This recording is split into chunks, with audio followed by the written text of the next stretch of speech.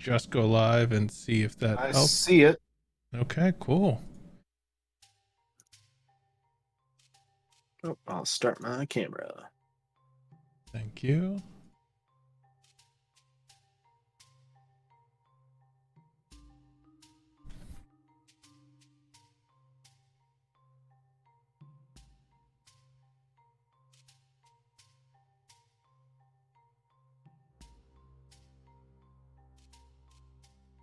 A White Claw. Mm-hmm. Who's drinking a White Claw? And Dylan, why are you all covered up? Ooh. Okay. He's watching us from the shadows. For the reveal. Okay. And welcome back, everyone. Yeah, we're just gonna jump in like that. Welcome back, everyone. We're roll call. Woo!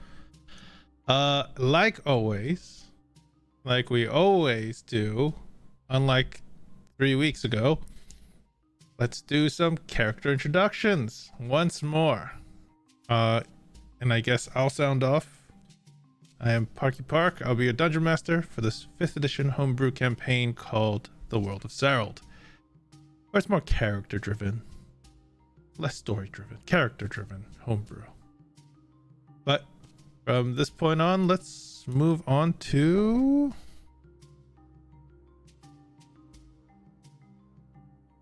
it'll be Tristan. Hey, I'm Tristan. I'm playing Clover.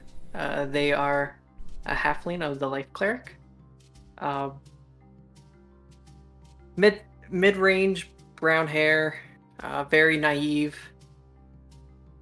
Likes right now is still disliking Tingle and Zubrick as always, Rightfully so. and is very worried about this kid. And that's pretty much all Clover has in mind at the moment. Okay. Who are you gonna pass it off to? Let's go over to Tingle. Alrighty. Well, hello everyone. My name is Robert. I'm playing Tingle Rumbletron. He's a gnomish armorer artificer. He's upper middle-aged, has white hair, white mustache, and walks around in a clanking suit of Mechano Ethertech armor. I change the name every time I do an introduction. And he is a bit of a complete and total jerk. Last episode, he assaulted an old woman in her room and then ran away. Now, this episode, he's chasing a kid after stealing stuff from his room. So, we're going to see where that goes. And, yeah. Next up is Moving Tingle's on. partner in crime, Zubrick, played by Dylan. I am Dylan. I'm playing Zubrick Muisi. He is a hobgoblin conjuration wizard and legal representation to Sir Tingle, who did nothing wrong. There's no proof. It's just speculation. All right. Shit. We'll go to Emilio, the person throwing out accusations without hard evidence. I feel like he has enough evidence. Your feelings have nothing to do in this case. His feelings have everything to do in this case. I'm Adrian. I play Emilio, the Shadow Kai Drow Circle of Stars Druid. He also did something pretty bad last session, but it was vastly overshadowed by what Tinkle did. Because at least all he did was lie. Instead of attacking the old woman after trying to extort her for money. So, false promises. Yeah, he's very much middle of the party in terms of morality right now. Because there are 2 worse people and 2 better people than him. So, that's it. That's all of our players tonight, so... Yes, unfortunately Ian can't join us today, which is fine. But I believe it is Emilio who has the recap ready for us. Do you have like a whole essay written? No, I want it's to only a few I was gonna say It's I want a only PowerPoint presentation. This long. Okay, that's a lot less than I was expecting. I try not to keep them long. I No, don't no. wanna I'm bore saying anybody. I want like a 10-minute PowerPoint presentation. I already gave you a PowerPoint presentation. You did. No. You absolutely gave me a PowerPoint presentation, and it was great. I love it. I try to keep them concise. All right, go ahead. Anyways, this is Amelia's diary. Alright. It's quiet. The further into the mountain we go, the harder it is to hear it. I grow more and more concerned with every passing step that my magic will fail me. I'm afraid to sleep, being so close to them, but exhaustion will take me soon enough. I did something rather unbecoming, and quite disrespectful, lying about being an idol to sweet Madame Oudley, all in the pursuit of leaving this mountain as soon as possible. But now we have to fix the chaos we have caused here. If I'd have spent any amount of time considering what I was doing, we might not be in this mess. On the other hand, had Tingle controlled himself and not attempted to extort an old and dying woman, would be in a better place than we are now, and in addition to this mess, Zuber caused a child to run away from the village. I know people are not much more than the sum of their actions, but I really question Tingle as a person. I must be losing it down here. Bloodbeard and I actually agreed on something, and even shook hands on it. I don't like what this mountain is doing to me or to any of us. We will find and bring this child home. I will apologize to Mother Oudley, lest Mother strike me down, and we will leave this place as fast as possible. Yeah, matter whatever it is. But that was a great recap. Thank you. And yeah, exactly like how you've said, Tingle attacked the Uvates of Telos down here in Zarath, and the Snurfniblins got quite mad at that. You did pass it off that it might have been another attacker. One of them doesn't believe you, for sure. Yeah. The other one, and there are many others you haven't talked to, but the other one seemed to be more inclined to believe that it wasn't you all, but something must have happened. But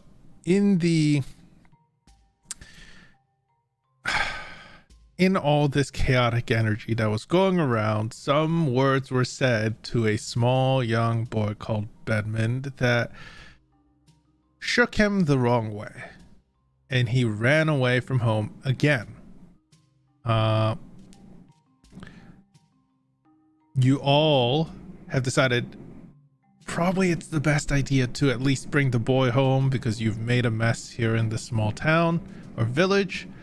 So you have decided to track the boy, which has led you to a place called the Twisting Halls, a natural cave formation of winding passageways with random dead ends and such.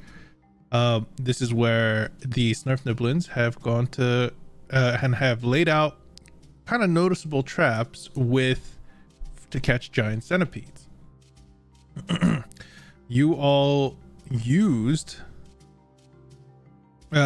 followed your way into there, and this is where we're picking up. I believe Emilio is a wolf. Everyone else is, everyone else. I have to know, do you have a source of light? Because the wolf form does not give you dark vision. You are using your scent specifically, and you're taking your time and following the scent so far. But I need to know how you all are seeing, because two out of the 5 of you cannot see right now. Doesn't one of us know light? Yes, I also have torches. Before we do any of that, I am taking my backpack off for this. Okay. You guys aren't. Otherwise, I am encumbered. No, that's fine. Like, walking normally is encumbered is fine. In combat, it will have an effect, and you could drop your bags and such. But for like just trekking down, trying to find, unless if you want to just drop your bag, you can, But what are you doing? I'm just gonna drop my bag. You're just gonna drop your bag? Okay. So Too heavy.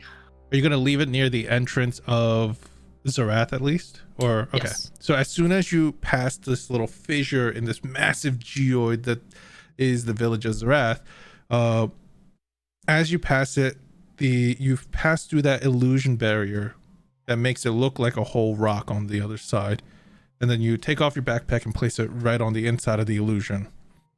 Some of the one of the diggers, the Snurf Dublin guards, sees you doing that, and you just kind of give him like a little sign, and he just looks at you weirdly but kind of nods as you all take off to find Bedmond. So everything in your backpack you don't have access to now, unless you go back and get it specifically. Yeah. Well, if anyone's having trouble seeing, I could light the way with the power of friendship. Tingle's gonna hold up his wrist, and on his wrist is the friendship bracelet from Zubrik, and he's going to use what's it called, magical tinkering to make it glow. Okay. I love your shitty attempt to bring us all back together. What? Okay, so you can make it glow 5 feet by 5 feet, right? Yeah, it's very dim. Okay, Yeah. so like a candlelight, you see the bracelet. What does it look like again? It's been a while. I have no idea. Okay. It's Zubrik, so it might be little tiny skulls. Oh, I no. don't know. I think this is the thing, the seashell like bracelet thing he bought in Athera just to like make Wasn't it? Okay. That if was it's a friendship Emilio, bracelet- Yeah, that was Yeah. Emilio and Oh, okay. Clover. yeah. Like, Not you gonna were lie, never buying that- friendship that's I'm bracelets. not gonna lie, it's been a long time, and I thought the only person that would give Tingle anything friendship related was Zubrik. No, I do remember people buying friendship bracelets. I just forgot who. But yeah, it's these like they're not bad Puka looking. shell? Yeah, Puka shell something? they have some puka shells on it, but other little seashell, and they're all kind of Okay. woven together. Little shoddy little thing, but you see it start to glow and emanate this kind of small, soft light like a candle, lighting the immediate area. However, for those that can't see in the dark, you basically can't see out of a 10-foot radius right now. I mean, as we're walking, I'll just keep casting dancing lights. Emilio, can you wait a second? I'm gonna take my fish necklace off, put it around your collar, and cast light on it. Okay. It's a bright light, and you have now your wolf form has a nice necklace. It's the most In Airbud addition- shit. In addition to the bandana he already has. He just barks in thanks, I guess. Okay. No idea what you said, but Oh, take that as a good thing. I do want to ask, does anyone want to play Bloodbeard? Combat-wise. I can. Okay. All right. I will give you access now. Bloodbeard's like scaring off a fucking kid, but he's just basically grumbling to himself that now he has to go do this thing in addition to all the shit that you guys already caused. Let me just give you access. Continue role playing. Zubrik, Tingle, did you find anything important in that room? Do you know if he took his backpack? Yeah, he took the trunk in front of his bed was empty. Last I saw, he had his personal effects in there. Okay. I can cast locate object only a handful of times. I didn't get that much sleep. Should we wait a bit, or should I do it right now? Well, we know what direction he was headed. Probably wait till we're outside the town. Yeah. It sounds like it's probably somewhere pretty deep if he's like finding all these ancient doohickeys, so it's probably kind of far away. Okay. Emilio kind of just like rubs his nose with his paw to indicate he's sniffing him down. Yeah, Don't you guys listen. you guys are like following the twisting paths right now as you've been tracking Emilio. So I want to say, Emil, can you give me another quick what's called perception check as a wolf form? Is that with advantage because of the Yes. thing they have? Yes, you have a It would piece of be straight because he's got 1 point of exhaustion. that's Oh, true. yeah. Yep. So It's a 11. tired dog. Yeah. As you're making your way along, the scent seems to be getting thinner and thinner, but you're headed at least in the right direction. As you make a left and a right, you feel the earth kind of swing down a bit, and you could start this is around the place where, as deep as you have gotten before with the other diggers that have come down here to collect some of the trappings and stuff like that, and you've seen like a large centipede or two at this point, and they have said you go any deeper, it's going to get hotter and warmer for some reason, and you might not want to go much deeper since there are kutoa and other more dangerous creatures further from here. So that's what you remember, and I'm not. Yeah. How long have we been going down these paths?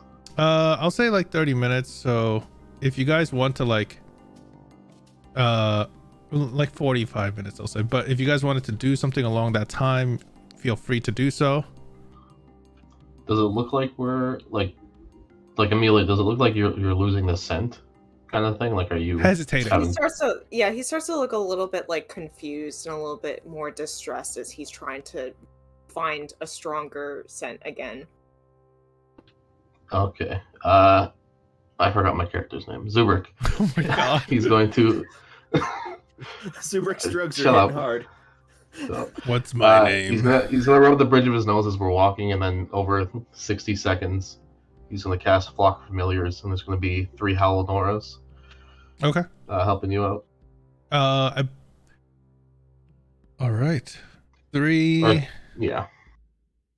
And they're dogs, right? Howl Noras. Yeah. Okay.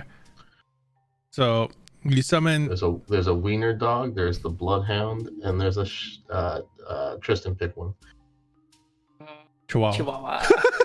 Yeah. Yeah. You summon your 3 familiars, and they all are gonna assist you, Emilio, so you can have advantage still. I'll say, if you want to roll again.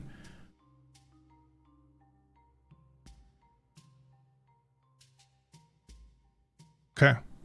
So you realize that the direction you have been coming, yeah, it's right.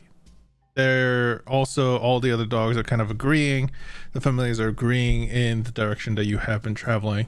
However, as you pass this little patch of a fungus kind of that's growing on the side, you passed a few other, little mushrooms and such before, but these look a little different. They have these kind of like, it's like a bell, but it has a bunch of little holes in it. And as you pass it, there's something that you instinctively remember just from being from the Underdark.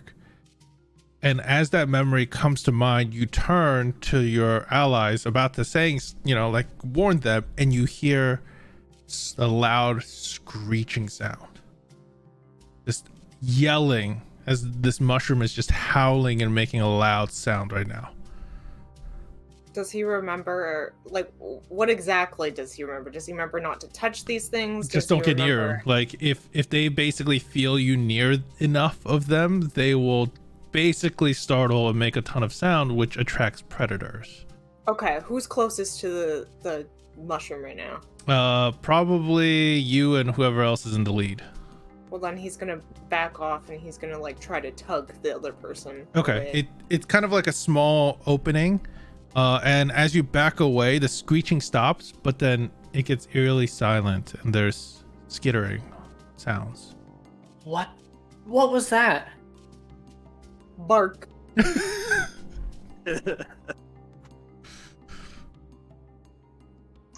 My familiar speak dog. I mean, I'll say they understand enough, but you won't understand even if you listen to them because it's your perception that you're using. I can communicate telepathically. Okay. You would understand from the transaction in a way. It's those things. It's the chihuahua's just at my feet, like barking. I'm just like, huh? Hmm? Oh. Okay. Ooh. Okay. Who has a passive perception of 14 or higher? Nope. I'll go with that 15. Okay. So Wait, you have 15? I also have. Amelia Okay. would. Emilio has 15. Okay. If that's the case, Emilio, you being hyper vigilant right now, especially looking around, seeing, what just happened, and you hear the skittering noises around you. All of a sudden, one from the ceiling drops onto Tingle. Another one rushes in, and it's these large centipedes that you've seen. They are almost clear, but like you could see through some of the parts of their body and such, but they have massive pincers and they're basically like rushing you. They have found you all from the sound that you have made. I need everyone to roll me initiative. Let me Okay. start combat real quick. I'm gonna be right back as well. Okay. So, if anybody has access to my sheet, they can do that if I'm not back for my If anything, how long are you going to take? Because I could play you. couple of minutes. I gotta run downstairs, pick something up, and then come back upstairs. Got it. All right. Well, shit. It didn't add some of your things, so. Nice and low.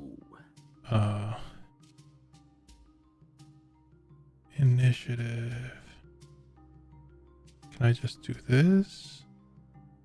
There we go. 18. All right. And then, You want to insert 3 tokens in there, Pete? yep, I am doing that right now. I'll just roll Eleanor as initiative 3 times. Okay. So.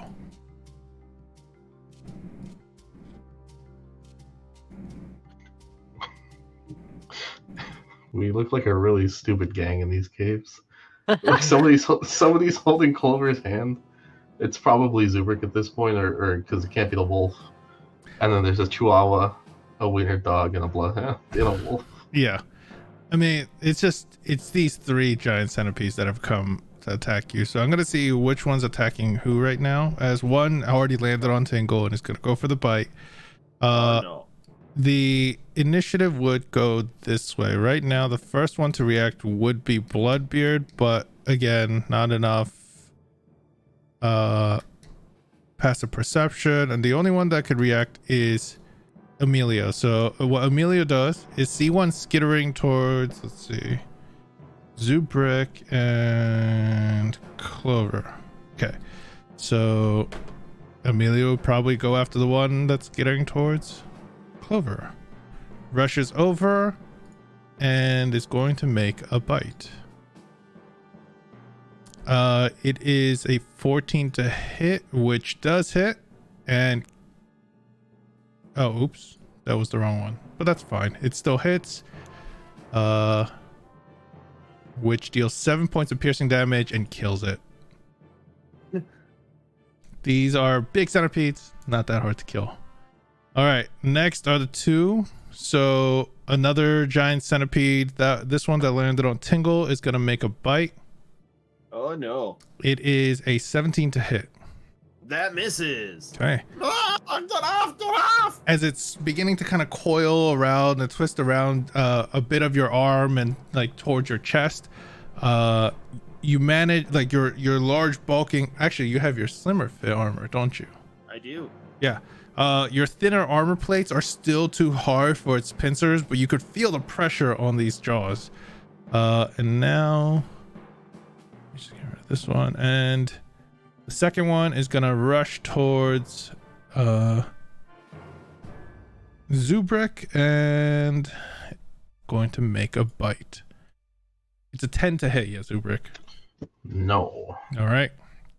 As this giant centipede skitters over to you, it lunges at you. However, with all that's going on, your attention, you're quick on your feet, and you see this thing coming, and you kind of step back and kind of like, kick some dirt at it, trying to keep it back and away from you. So the first one that would get to react is Bloodbeard, and I believe Tristan's controlling Bloodbeard. There's one right up on Tingle, right? There's one on Tingle. There's like one literally on Tingle, and the other one is on next to Zubrik. Okay, Tingle, don't squirm around, and he's gonna try to slash it with his cutlass. Okay. Gonna miss. Oh, but I'm gonna use Clover's reaction to reroll that. Okay. Hey! Yay! Yep, Clover's bountiful luck kicks in, and yeah, A sneak attack as well, so that's an extra 2d6. Oh, jeez. you don't even have to roll. Believe me. Okay. These have tiny HP. As Bloodbeard, Bloodbeard rushes over and does one of those, like runs, cuts across Tingle's body, but doesn't harm Tingle, and just cuts away the centipede. And now it is Zubrik, your turn. I rolled for the familiars thing, and they got a 21 as well. Okay, then you can go, and they can go. All right, they're all gonna surround one, and then use the help action. Okay. As they surround the familiar, you basically have advantage on whatever you're gonna do. All right. attack it. Robert, do I still have enhanced arcane focus on? Or is that off right now? I don't believe you do, no. Okay, I'll take the modifier off. Okay. All right, I'm just gonna firebolt it. Okay. Yeah. Oh, whoa! What the fuck? It's flat. Oh, man. It's flat. Okay. Well, because remember, this thing's still within 5 feet of you. So it's a Oh, it's 13. within 5 feet of me. Well, yeah, it struck at you, and then the. I'm not shooting. I'm not shooting the one by me. I'm shooting out one far. Oh, whatever. No, It's there's flat, only so one more. There was only one more. Oh, that's fine. 13. Yeah, that's still gonna hit. All right, that's 19 damage. All right. Yeah, you incinerate it. Jeez. Your firebolt literally, your firebolt literally blasts through its head and rips, like, you know how it's like kind of like coiled up and down a bit. It literally blows like a hole through multiple parts of his body, I think that's my first 5th level firebolt. and then it Oh, damn. falls I over. almost hit max damage. Yeah, Yeah. you almost cool. hit like max damage that it's ever possible. Oh, holy You missed crap. it by 3. That's Yes. You would have fried that thing's ancestors. yeah. I pat each of my dog's head. Okay. And yeah, combat's already over. Thanks for playing, guys. Okay, see you next week. Yeah, see you guys next week. Bye. No. So let's see. All right, that just happened. Well, that just happened. Blast! It happened there. I think the dog did something that attracted him. Amelia's What? gonna snap at you. Okay, the wolf. Oh, jeez. What caused that Right. screaming? Do we need to be wary of something? From what I could tell from my Amelia's dogs gonna talking to bite the you. wolf. Okay. Well, Adrian did say bite, yes, so I'm gonna make the attack roll. That's a 19 to hit, Tingle. That does not hit. No, bad. Bad dog. Bad. Even in your slimmer form, So doesn't s- your AC drop at all? Nope, my AC does not. I just can't get temp HP. Okay, cool. Got it. Some sort of wildlife in the cave.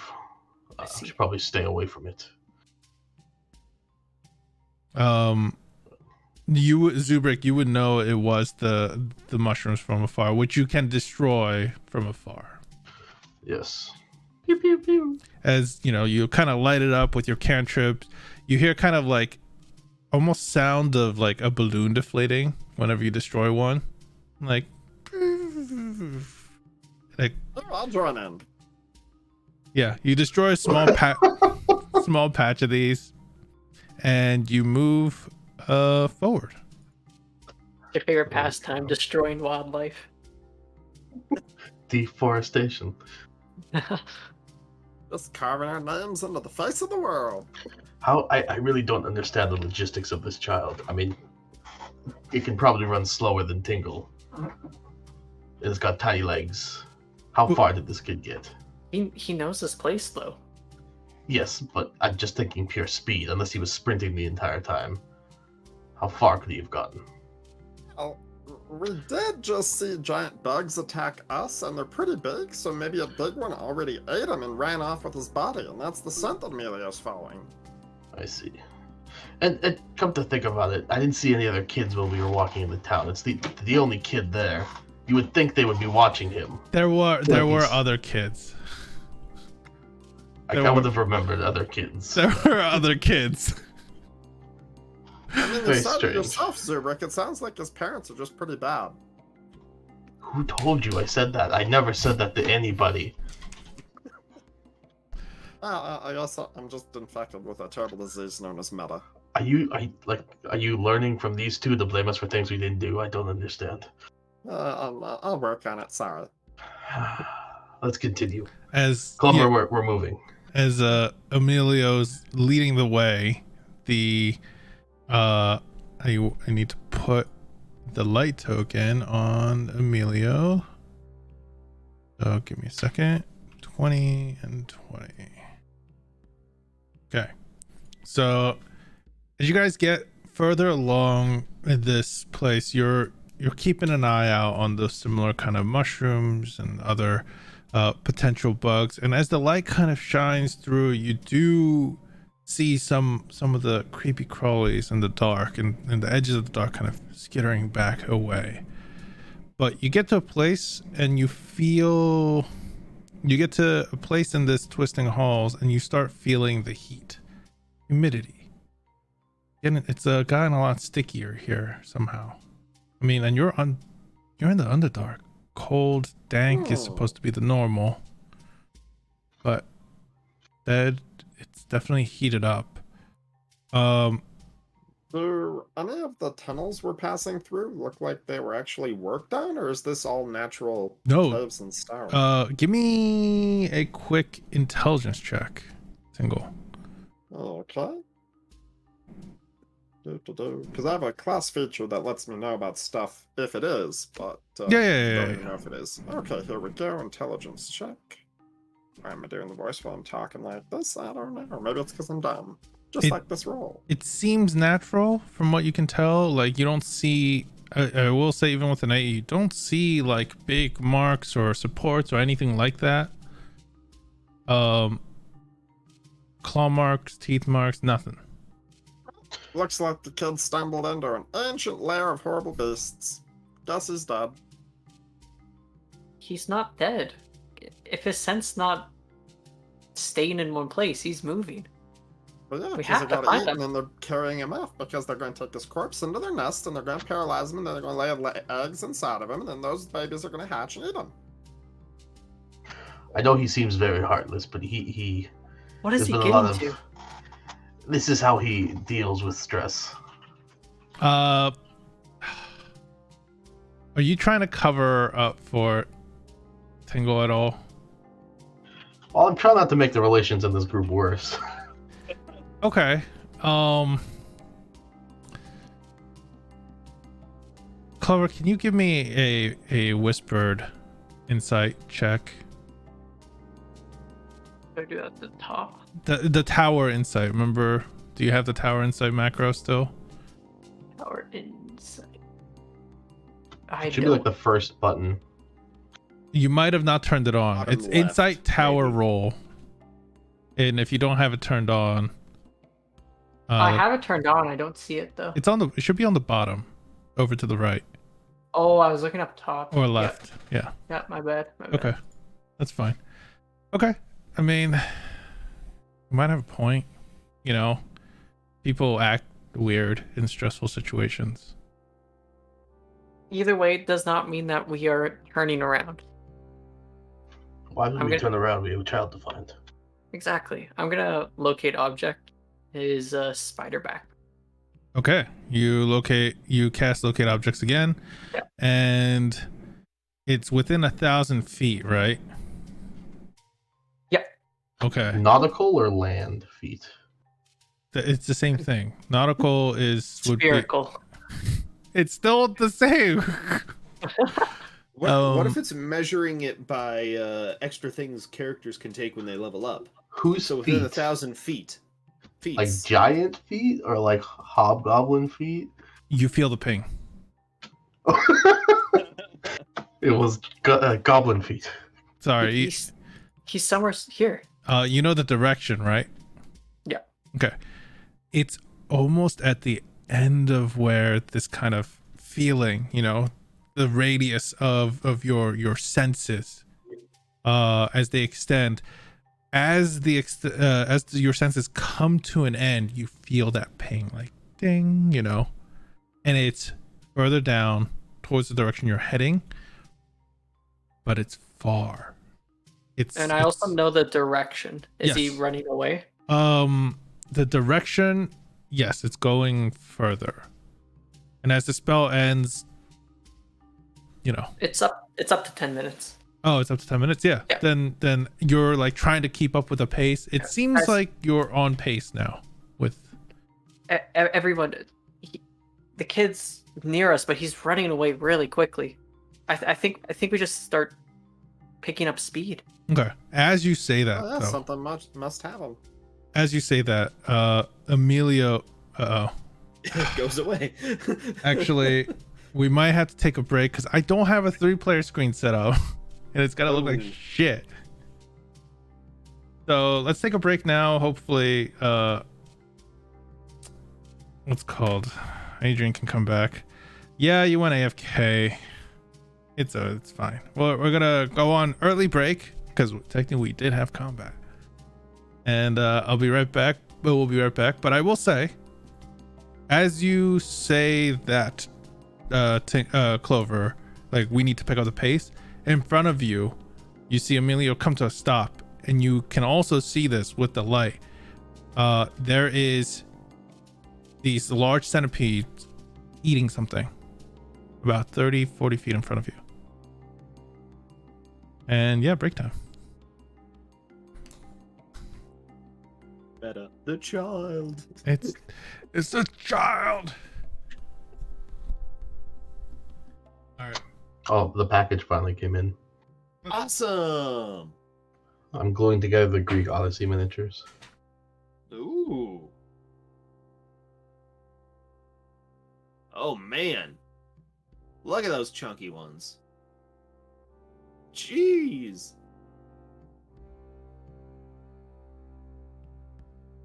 Ooh.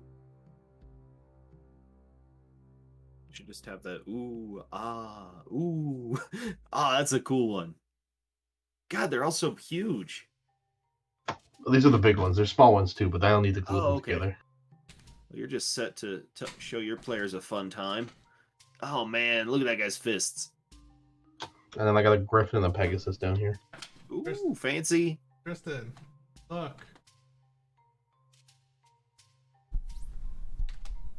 Tristan. That pretty controller. I know, right? I also got the teal one.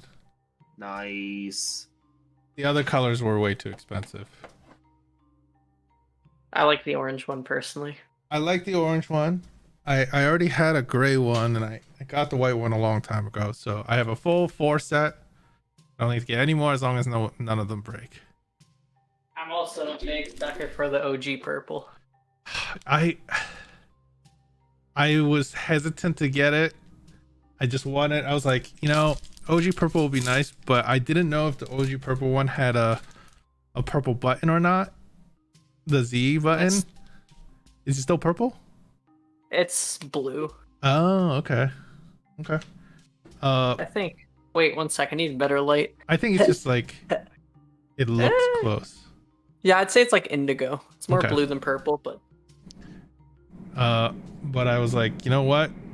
I like the teal better. I'm gonna go with the teal.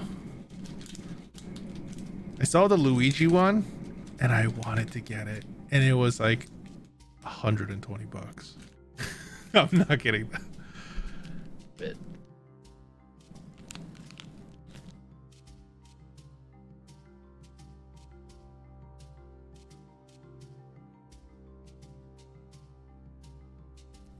Oh, hey Dylan.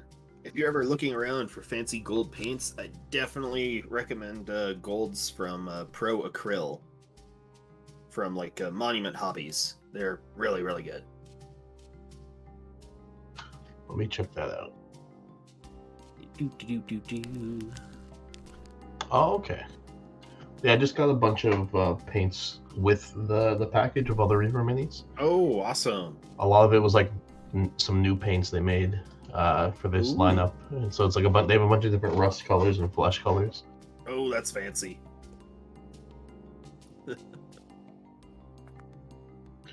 Okay, that's the Greek Odyssey set. I'm gonna move on to what should I move on to, Robert? I have Dark Depth and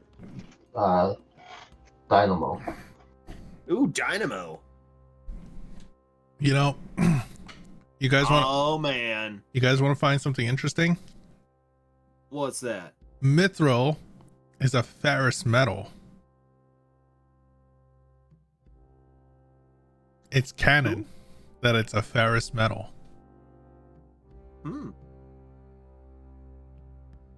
So it's magnetic. I don't know if you guys actually knew what ferrous meant, but I should have. I was in college recently. to tell you the truth, Robert, I thought you would at least know it the most, and I'll be like, okay, like, yeah, right, Robert, it's cool, right? I should have. I really should have. Shit. I'm ashamed. Okay, no, it's fine. It's just funny. Okay, let me just wait. Why isn't this working? Oh.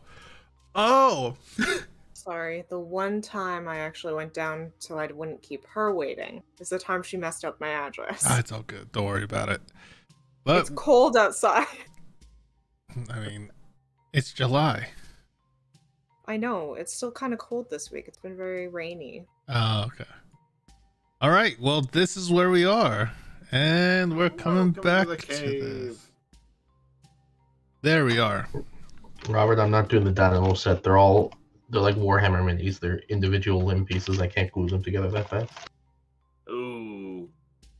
So this is the map. You guys have made your way away from the town, the village of Særald, looking for Bedman, a small snurf nibbling boy, and after encountering a few giant centipedes due to some shrieker mushrooms, you guys have run into this situation. The centipedes are feasting on something. You could see a path here, here, and here. And yeah, what do you all do?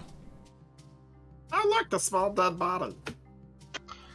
It seems like even with the source of light, the centipedes haven't noticed you all. Like, it should be My bright guess enough is that they that- could see it. Clover, just ignore them? where's your spell pointing to? I point. Is it the same direction? Yeah, it's the same direction.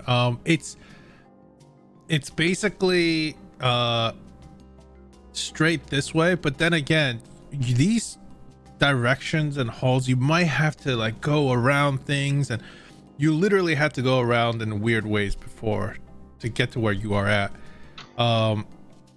So you're not sure which way would be the most direct, but yeah, in the direction that you pointed, that you guys have been going from diagonally.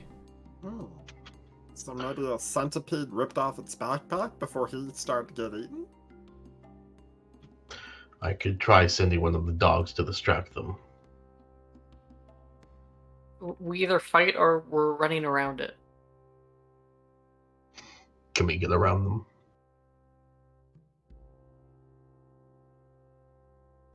I don't know. I can just send sniffers to distract them and lead them down a certain trail, and we can just walk. Go try that. All right, sniffers. Do you Your have sacrifice will be noted. do you have your dog little thing? I don't have any tokens. I will give you your Eleanor token, the little All right. bug version. Do what you do best. Okay, so that's a dog. As Eleonora rushes over that way, it's a dog. I'm not gonna sacrifice Eleanor. This is Sniffers. Sniffers. They're right. He's like fourth. Sniffers rushes over that way. It grabs the giant centipede's attention. It's gonna try to turn and bite. And It is a 17 to hit. I believe that would hit. Yeah, it's got a 12 armor class. Can you make your familiar make a con save? If not, I'll roll sure. it. If not, I'll roll it. Sure.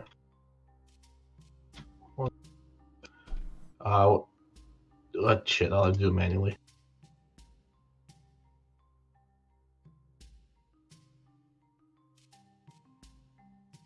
And it's technically it's like a dog, right? Yeah, I just pulled off the Mastiff, Okay. whatever it was. It takes 5 points of piercing damage and then 10 points of poison damage. Yes, dead. Oh wait, it's not. It drops to 0 HP, but it has to die for it to disappear. How right? much damage did it do? 5 points of piercing. Did that drop it to 0? Yes. Oh, okay. Never mind. It's gone. Oh, you got overkilled by the poison. Yeah. As the familiar tries to basically like get its attention, the centipede quickly turns without even like needing needing any provoking in a way. Like it gets near enough, and before it could even try to grab its attention, it turned and lashed at it, and it basically caught your sniffers by the neck and literally just like chomped into it with its pincers. I don't think we can sneak around these things. It's gonna Oh, get no, the kid's dead. We should just walk back. rid of Eleonora. You I mean, see, they're busy eating some guys, so we can just skedaddle and be totally fine. you see Clover starting to make a ball of light in their hands, and I look over to Zubrik. You ready? Yeah, let me just set up the firebolt real quick. I'm shooting off a guiding bolt. Okay. Yeah, I'm gonna shoot the closest one to me. Okay. So you tell me which one you're both attacking, ping at the same time. That one. Let me just switch tabs. Closest one, this one. Okay, but you guys are both attacking the same one. Okay. Mm-hmm. So let's just roll initiative then. Everyone roll initiative. Can I ask Alrighty. how long we've been looking for this kid? 40 minutes ish. Okay, he's got 20 minutes left as a wolf. Okay. Before you added the as a wolf, I was just like, before we stop caring. We're 20 minutes left before I got bored. All right. Everyone rolled your initiatives, please. Fine.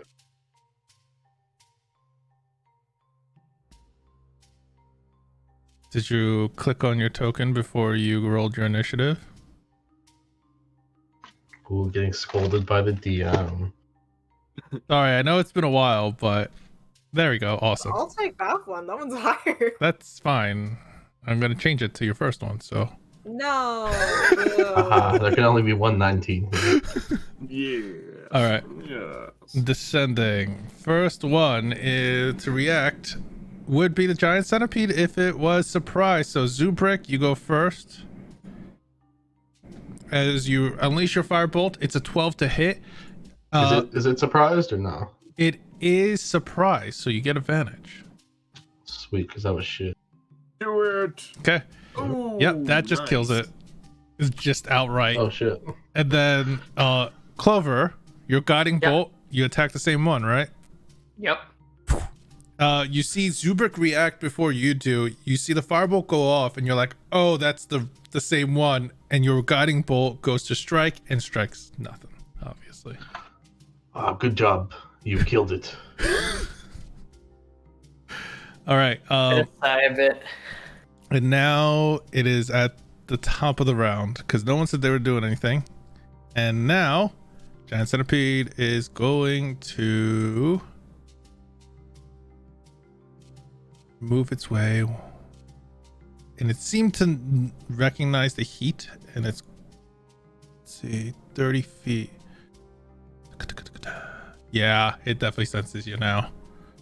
As you could see it kind of look in your direction, Zubrik, as soon as you cast the spell, and it's gonna skitter over.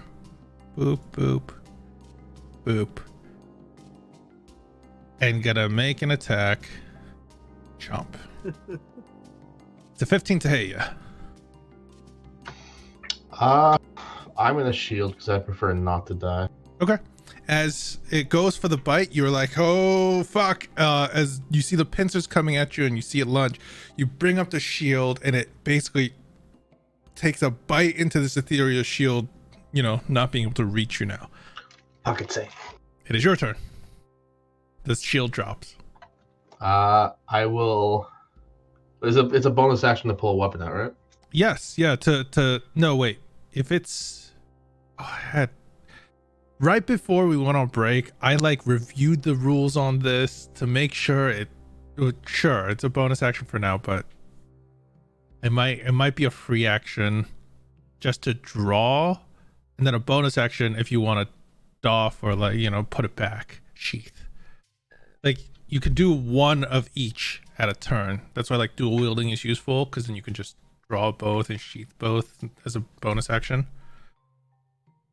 But yeah. All right. Or as a free And action. I will pull my scimitar. Okay. And strike. Have at the creature. Cut. My dogs are gonna help me. If Okay. that's possible. Yeah, I'm gonna bring two Eleonoras out. There. And they're gonna be like this. So one of your dogs can help you. All right. I'll make Chow Nora help me on this one. Okay. Nice. Have at the. Okay. You cut at it, you hit it, and it deals 3 points of damage, and it doesn't kill. Well, no shit. As you're like, oh, the firebolts worked. You draw your scimitar, you know, you see your other Eleanor thing basically like distracting it, getting in its way. As soon as your familiar steps back, you go and lunge for it and you cleave it, and you see your blade sink into its carapace like a quarter of the way, but it doesn't go further, and you're like shit, and you go to pull it out and it's like as it's like, Tingle, remind me to sharpen this. It's been a while. Okay. Emilio, wolf form Emilio, what are you doing? Now that this thing is very close, he's probably just going to take a bite at it. Okay. Bite. What does he do for bite? What do I roll? You just click on your token and you should have A-bite. Ooh. I have created it all so it's easy for you. For all of you. It is. That would have been at disadvantage anyways. No. Wait, why? Because doesn't he get disadvantage with 1 point of exhaustion? No. No. That's, okay. I think 2 points is where you get attack disadvantage. 3 is saves, I think. Okay, then it was just. It's an 8. You rolled an 8, so you miss. As you go to lunge and bite at it, you see Zubrik pull the blade back, which actually like makes this thing lunge back in some sort of pain, so it makes you miss. All right. That was your attack. That was his turn, actually. Okay. You're not moving or anything? No, there's so many things in the way. You can move through your allies. Difficult terrain. I know, but what is he? What's the point? Just tiny puppers. Yeah, the Eleanoras are kind of small, and you're relatively a small creature too. Is this a thing he can step over? Yeah, it's just I put it in design, so they're like natural steps. Like it is a bit of a difficult terrain, but not enough to really matter. You can stand on it. You can move there then. Okay.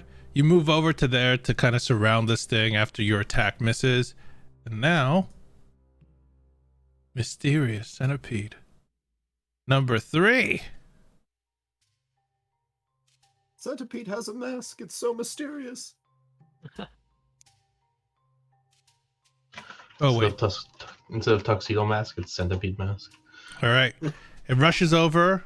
Rushes 35 feet over at you. And that's all it could do. Because it just wants to go in for the attack. Tingle, it's your turn.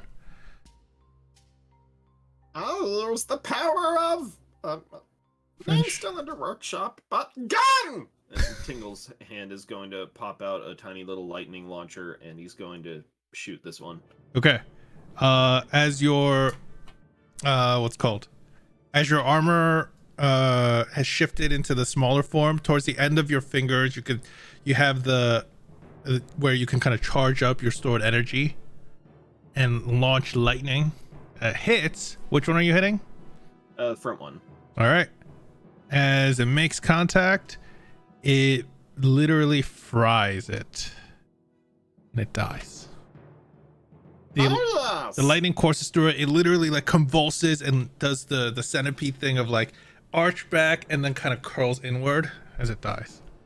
And then Tingle starts frantically patting his arm. No, there shouldn't be any energy left. Oh crap! And then he shoots again with his second attack. All right. And yeah, that one also kills the other one. As you quickly like hesitantly pull your arm away from your body at the other target, the lightning basically zips right over Emilio's, making your hair kind of stand on end, and strikes the centipede nonetheless and kills it. It is now Clover, your turn. Scene. Can I even see that? There's one more over there, as Bloodbeard kind of shouts out. I'm gonna take my movement up to here until I'm able to see it. Mm-hmm. And I'm gonna just make Spectral Flame in my hand and throw it over and cast Sacred Flame. All right, Sacred Flame. Oh, Double 13. DC Sacred 14. Flame. All right, it's a deck save. Yep. It is an 8. It fails, and it takes 13. Yeah, as you hear it's radiant damage. As you hear kind of almost like a squealing sound coming from that direction, as it basically cooks from the inside out. And Don't worry, it's not crying. That's just air escaping from its shell. That actually makes that better. is that true, or are lobsters and things crying whenever you cook them? Get it? You tell me. All right. Guys, there's a body over here. All right. Bloodbeard's turn. Tristan, what do you? Amos is just gonna pass up to everyone. What's his movement? He has a sore leg, so he can't get out here unless he dashes. So he's just gonna dash to here. Okay. Does he have bonus action dash for a rogue? No, I believe the injury prevents bonus action dashing. Yeah. So he's rogue light right now. Yeah, literally, one of his best rogue features is just gone because of his injury. Diet rogue. Yeah. All right. That one's dead. So, okay. Bloodbeard kind of like makes his way over here. However, Clover, what's your passive perception? 13. 13. You both would see this at the same time. Literally dropping from the top of the cave wall, like right over him. You were too kind of focused on the dead, the dead creature over there is another massive centipede as it kind of drops over to where Bloodbeard is and tries to take a bite. Oh, this could be bad. Okay, that is a 24 to hit. It's a natural 20. Please make a con saving throw with Bloodbeard. Stop doing this to him, Pete. I am not doing anything. I will He's not doing enough. I will show you rolls. Oh my goodness. Okay. He takes 8 points of piercing damage and 18 points of poison damage. And nothing extra else happens. We're telling on you. Yeah, nothing else happens. Amos starts swearing a bit in his pirate talk. Ah, blast you, stupid. Yeah, basically. Yada, yada, yada. Okay, moving onwards. Dead.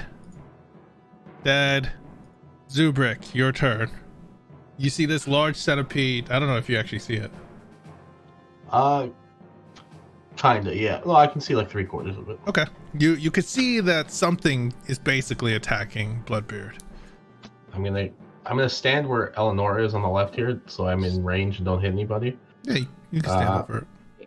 And then I'll firebolt. Amos, the sense of dread from multiple centuries of reincarnations is coming over me for you. Ja. It always happens to him the most, right? I know. Okay, cool. It isn't just me then. -20. Yeah, you destroy this thing again. Like you basically emulate its entire Did I body. max roll it? Oh, I max You rolled it. max roll damage. You basically almost max rolled the damage like 3 times in a row. All right. Well, either way, combat's already over. As you all, there's like a second, not sure if there's more that's going to appear from the ceilings. And, you know, Clover, now you're looking up to make sure none of these are going to appear. However, it's quiet. And then you remember that body.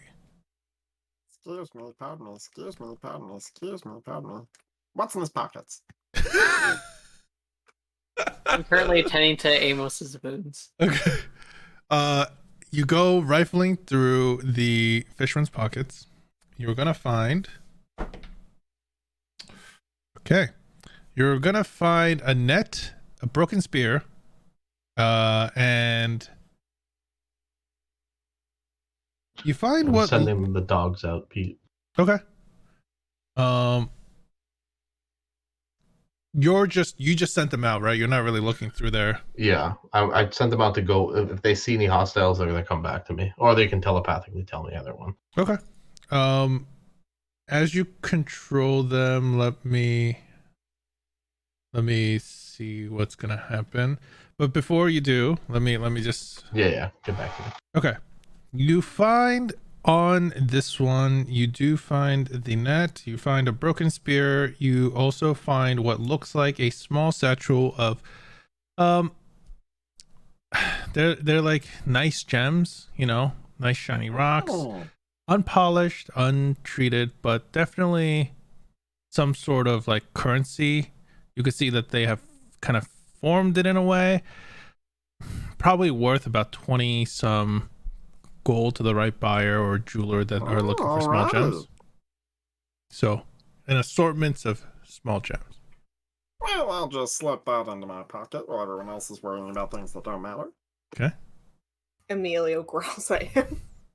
I'll just slip that out of my pocket. All right. Real quick,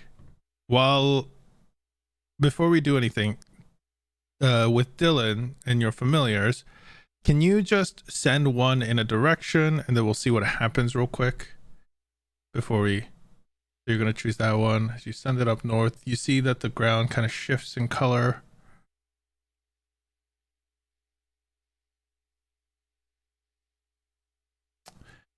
Give me a second. You never said you were stealthing. No. So. As soon as they saw something, they were gonna run. Okay. What's your speed? Let me double check. Yeah, I need to know. It is 40 feet. 40 feet? Okay. Yeah. All right. Give me a dexterity check with it. Okay, one sec. Roll 20 just froze on me. Fine, I could do it. It gets a +2 to that. Whatever you roll. Okay. That was a 13 then altogether, and I rolled a 19. So it's the 19 to hit, and it's going to deal 9 points of piercing damage. Does it kill it? Chow Nora? It doesn't kill it outright. It's unconscious with -4. Oh, well, then it would be dead because the familiar, right? Oh yeah, you're right. Yeah. Okay. Chow Nora. No. Okay. It's gone. All right. Chow Nora's dead. The other one, when you move it right over to here, you would see more centipedes, and then basically back up. Right. So we have some sort of creatures. I'm assuming centipedes up north, and we have some sort of, what is it? More centipedes to the left. Yeah, but FYI. if we explore around here and some of you guys stand in front, just think of all the dead bodies we can find, because this guy had some gems in his pocket. And Bloodbeard kind of looks over to it and goes, I think those are them Kuotoa that, you know, the little gnomes mentioned. So The fish people. no one will mind that we're taking their stuff. Emilio? Emilio's gonna start barking at Clover once they mentioned that. Just ignore them for now. We need to worry about this kid. Do you know which direction? By the way, which direction this kid is? During that fight, the kid left your senses. Yeah. He's gonna snorf around on the ground to see if he can pick up a scent. Okay. I'd like to guide. All right, give me a check, please. Eleonora will help. Would that be straight or advantage? With advantage. I mean, there's multiple people, or one person helping. You have the source to kind of help guide that on top of that, even though you're...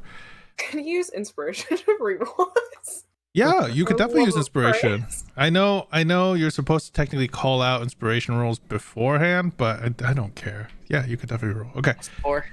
That's +4, so that's 19.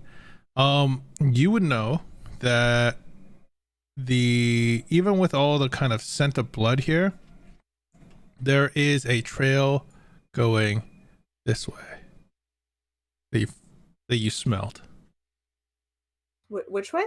This way that I'm pinging. He's gonna do that like Scooby-Doo thing where he like points with his whole body in one direction. Bing. Yeah. Okay. Okay, lead the way. We'll keep Eleonora in hand in case another creature's up there. Following your lead. Wait. Stop. Sorry.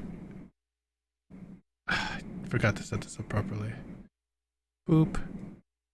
Boop. Boop. Okay, there we go. Sorry about that. I messed up as a DM. All good. So, yeah, go ahead. Continue.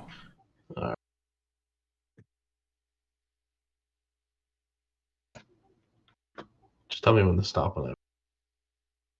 What the fuck just happened? Oh, Which teleported Eleonora direction? back. One Oh, second. that one. Sorry. I try to fix something and then I fuck things up a little more. Boop. And let's fix this. There. That's better. There. Okay. So you were over here? Which direction was Yeah. it? This one? Yeah. This was the direction that you all. Okay. So as I'm watching Halnor. through her eyes right now. Okay. When you get to this point, you see a large kind of domes, almost like domes, but pointed stalactite. There's a lot of like precious, nice gems on it. You know, it seems like amethyst or something, some kind of amethyst like crystal, and underneath there's this almost like pearlescent color to it. And a stand back. I'll describe this to the group as I'm holding Tingle to walk. Okay. It does? That sounds like it's worth a lot of money. I'm just following Emilio. Okay. Also, how Nora would notice on the ground, there are smaller deposits over here and here, and another kind of large deposit over here of the kind of amethyst and some pearlescent colors. All right, I'll let everybody know. Okay. Oh, and where's the big one? This first one big ones. And this one is Okay. a big one. Oh, already. Eleanor, not Eleanor, Emilio, there. as you come over here, you know that the scent goes in this direction. And then, so if you get further, I'll kind of point out where the scent might go further. Okay. But yeah, He's also gonna keep an eye out for those things. I can't remember their names, but those ones that the miner guys were warning him and Clover. the Kuotoa. about. Yeah. Okay. Yeah, the fish folk. So, all right. Tingle, what are you doing? I know. Well, it sounded like there were some big ones that were like hanging from the ceiling, so I was gonna try and shoot them. Stalagmites, not stalactites. Oh, stalagmites. Yeah. Well, in that case, I'm gonna start shooting them anyways. So I'll try and break them apart. Okay. What's your passive perception? 10. Okay. What's your intelligence score? 16. So that's a 3 at the 13. Okay, got it. What are you doing to try to break off some of these amethysts? Well, I figure lightning can break stuff when it hits it, so I'll just try shooting a bunch. Okay. You feel it kind of charge in your wrist as you go to blast it. Zubrik, what's your intelligence score? 18. You have a passive perception of 14 then, right? Nope. No, 10. passive intelligence of 14 basically. Yes, I Yeah, believe so. that would be like a passive intelligence score. Okay. Plus- All right, Tingle, you blast this thing. A small chunk of amethyst does fall off, like a sizable chunk, maybe like I'll say maybe like a $50 worth, in spherical size, which is good. There are more, obviously. Mhm. Zubrik, something's wrong. You look up. There's no stalactite underneath this thing.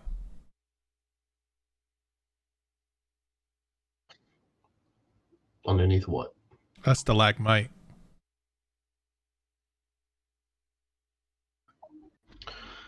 And then Right, I'm just as gonna Tingle, say that. as you say that, Tingle, you're like, I get a bigger chunk off. Zap, zap.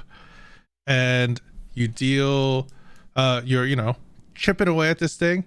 And all of a sudden, when that second hit kind of goes, you feel the whole thing in front of you, you see it kind of shift. As another amethyst chunk almost falls off, you see it kind of crack, and you're like, you go to reach for it, the whole thing starts to shift, and you're like, what the hell's going on?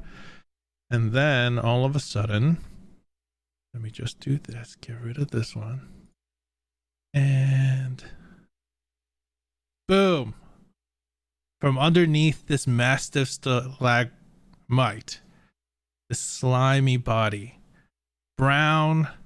And all of a sudden, as it kind of rears its slimy form upwards, you see these kind of long, I think it's 5 tendrils that appear with spiked balls on the ends of it, and starts swinging and swaying back and forth.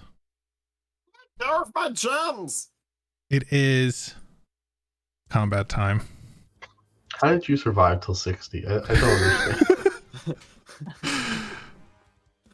Just imagine an entire village like him, except they're all crazy cannibals. Yeah, they exist out there. Oof. Man, I'm doing real well. Oh, yeah. Family's watching a movie, I'll close my door.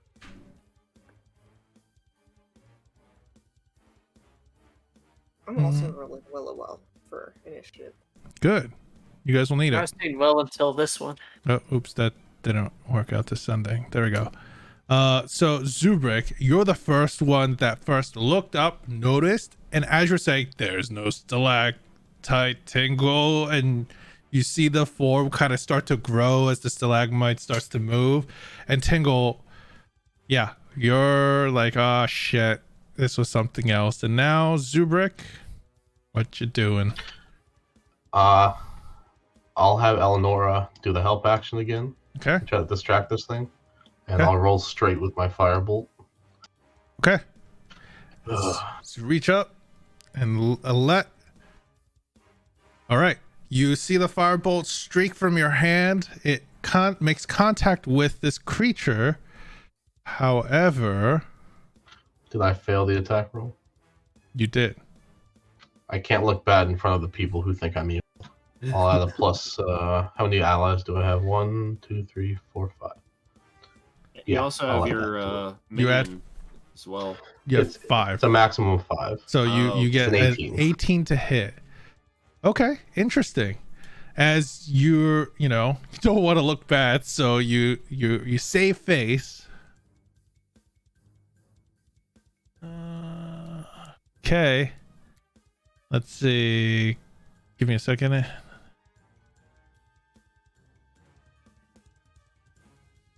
Okay, interesting. Got it. As the fire streaks from your hand and strikes the creature in its soft body, it actually just goes and just no damage whatsoever. It is now Wolfie's turn. Unless you're gonna move and do stuff. It's your turn. No, I'm still chilling. Okay. How long would you say they've been looking for this kid now? You probably have like 10 more minutes on it because you just found the body, you talked a bit, and then you moved up, and then shit happened again. Well,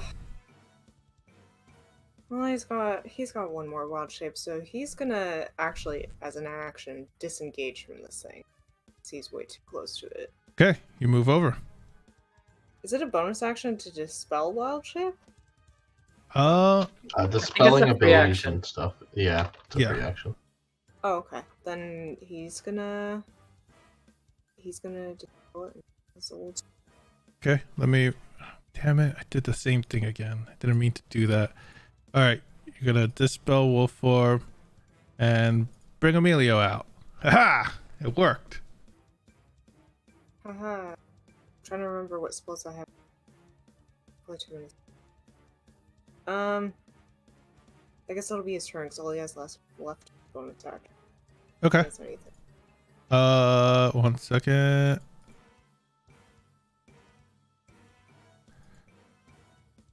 Okay, yeah. What are you doing? That's it. Okay. It is now then Tingle, your turn. And I know wolf form is gone, so can you roll an initiative and I'll put 20.2 on there?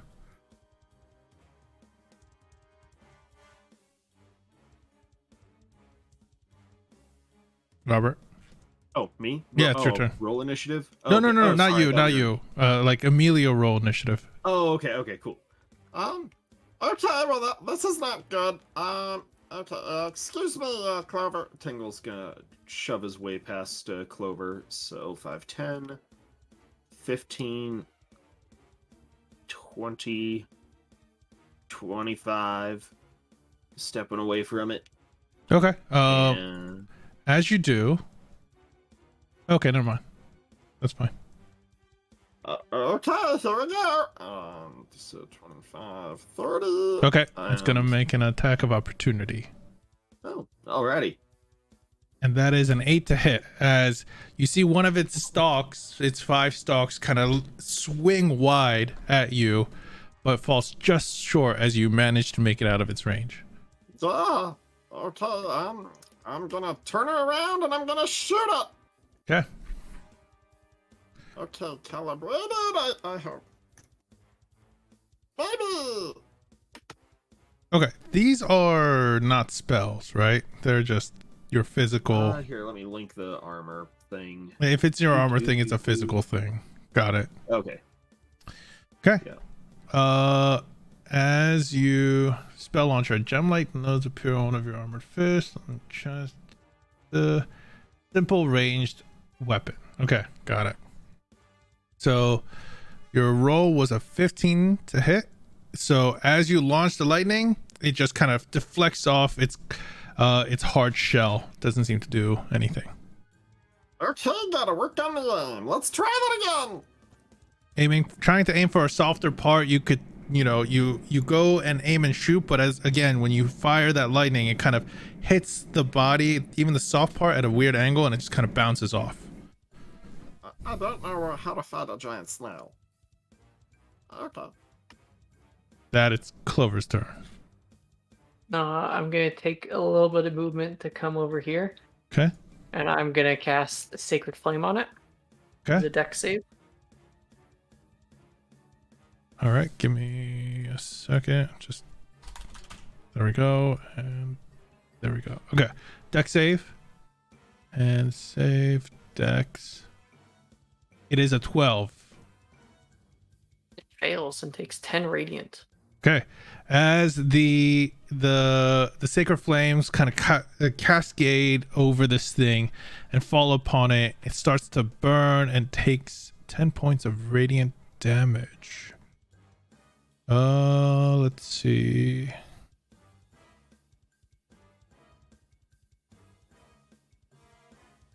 Okay.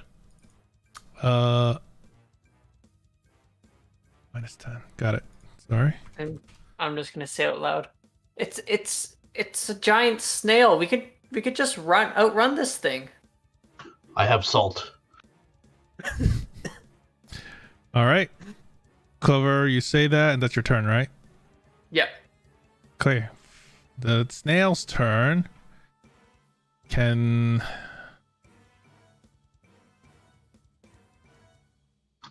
Bucket salt. okay.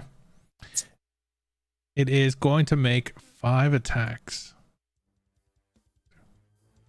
So I'm gonna see where it makes the last attack. Gonna be Clover is the last attack, like additional attack. So Zubrick, Bloodbeard, Clover, Emilio, and then Clover again. So as it starts to swing its flails wildly. Where is it? As it starts to flail. Yeah, literally. Flail its flails. It is a 21 to hit Zubrick, 10 to hit Bloodbeard, 18 to hit Clover, 22 to hit Emilio, and 20 to hit Clover. No hit on Amos, Yes. 2 on Clover. Got it. The one for Zubrick, 6 points of damage. For the one on Clover, it's 7, and the second one is 8. Emilio, it is 9. Okay. That's it for its turn. It's actually just going to move slightly over this way. And then cutting Does that off. completely block off? Yep. Separates your group. It's just kind of like trying to get out of the corner. You can see it kind of slugging along into the center. And then behind you all, you hear another kind of squishing sound as boop. Oh, not that. Boop. Another. As the stalagmite that's right next to you, Tingle, starts to move and a similar form takes shape. It is going to start actually, and it's going to do something different. Okay. You see that it's hardened, kind of rocky features, that opalescent kind of feature to it underneath some of the crystals starts to sparkle. And then it sheds a bright light in a 30-foot radius and dim light in an additional 30, lighting up the area. All and creatures that can see the snails have disadvantage on attack rolls against it. In addition, any creatures within the bright light and able to see the snail within the power, when the power is activated, must succeed on a DC 50, whatever. Okay, so please, everyone, I believe all of you can see this thing. Please make a wisdom saving throw. Oh god.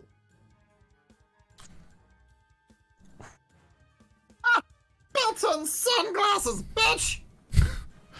Interesting. Got it. Bloodbeard fails, Zubrick fails, Emilio fails. All of you are stunned until your next turn. Or until the light ends.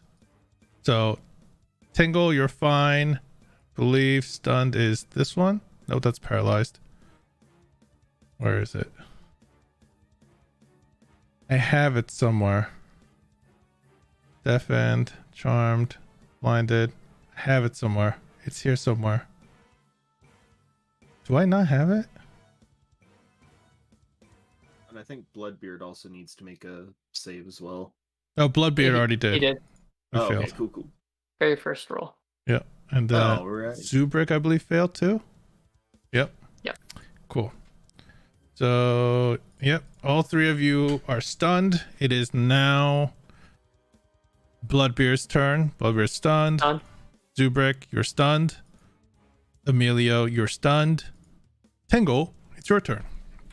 The creature is emitting a bright, blinding light right now. So, can't seem to... It's harder to look at it. Tingle's emergency deploy sunglasses explode in his face because they were just a prototype they didn't know he'd ever need.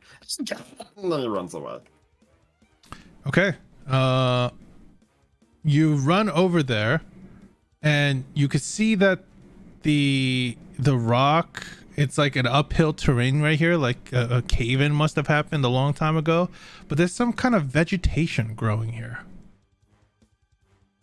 He And puts his back to it and he tries to shoot. shoot at this one. Yep. All right, make your attack rolls. Okay, here we go. Ooh. Yeah! Okay. And it doubles my bonus damage. Okay, nice. And it's gonna take 14 plus 23. 23 points of Oh. lightning damage. Another! Maybe. But the second one, you see the first one strike into it, you can see it kind of convulse and the flails kind of like jerk around and unnervingly, but then the second one, again, it just kind of hits into its hard shell and doesn't really do anything. Oh. That didn't work. Oh well. Okay, Okay, that's my turn. Clover, it's your turn. As I look over to this blinding light, where's the source of it? It is coming from the source, the snail's shell. Literally Okay. right there. By the way, one of my favorite monsters, the flail snail. I'll have to say, I love this thing. You don't like it? What, they're cute. I They have flails. am going to use my... I don't know what to do. Everyone, what's wrong with you? That you and can see I- that they're like literally kind of. And I am going to cast Bless on the 3 stun people. So Zubrick, Amos, and Emilio. Okay, you 3 are blessed. I believe that gives them temporary hit points. Nope. D4 on any saving throw Oh. and or attack roll. Oh, nice. Okay, cool. If you want, you could have it ready for if they have to make a save and just click it as you go. I have it ready. Got it. Thank you. The flail snail's turn. It is actually going to start swinging wildly again. 1, 2, Oh no. 3, 4, and then we'll see who the last one it hits. It's gonna attack Emilio for the additional hit. So it's gonna be Zubrick, Bloodbeard, Clover, Emilio.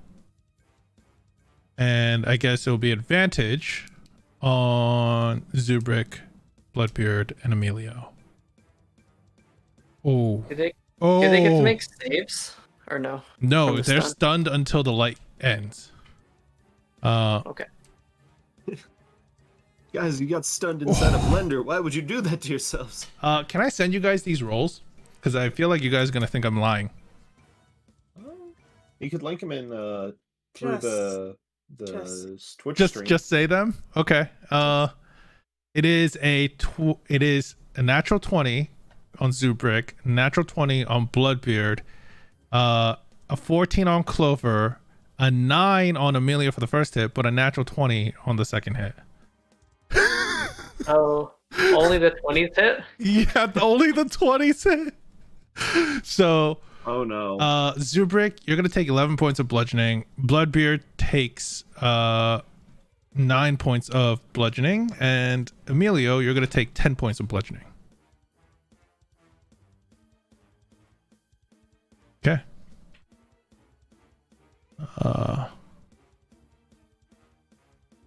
Okay, now the snail, that's its turn. It can't really move. It's surrounded.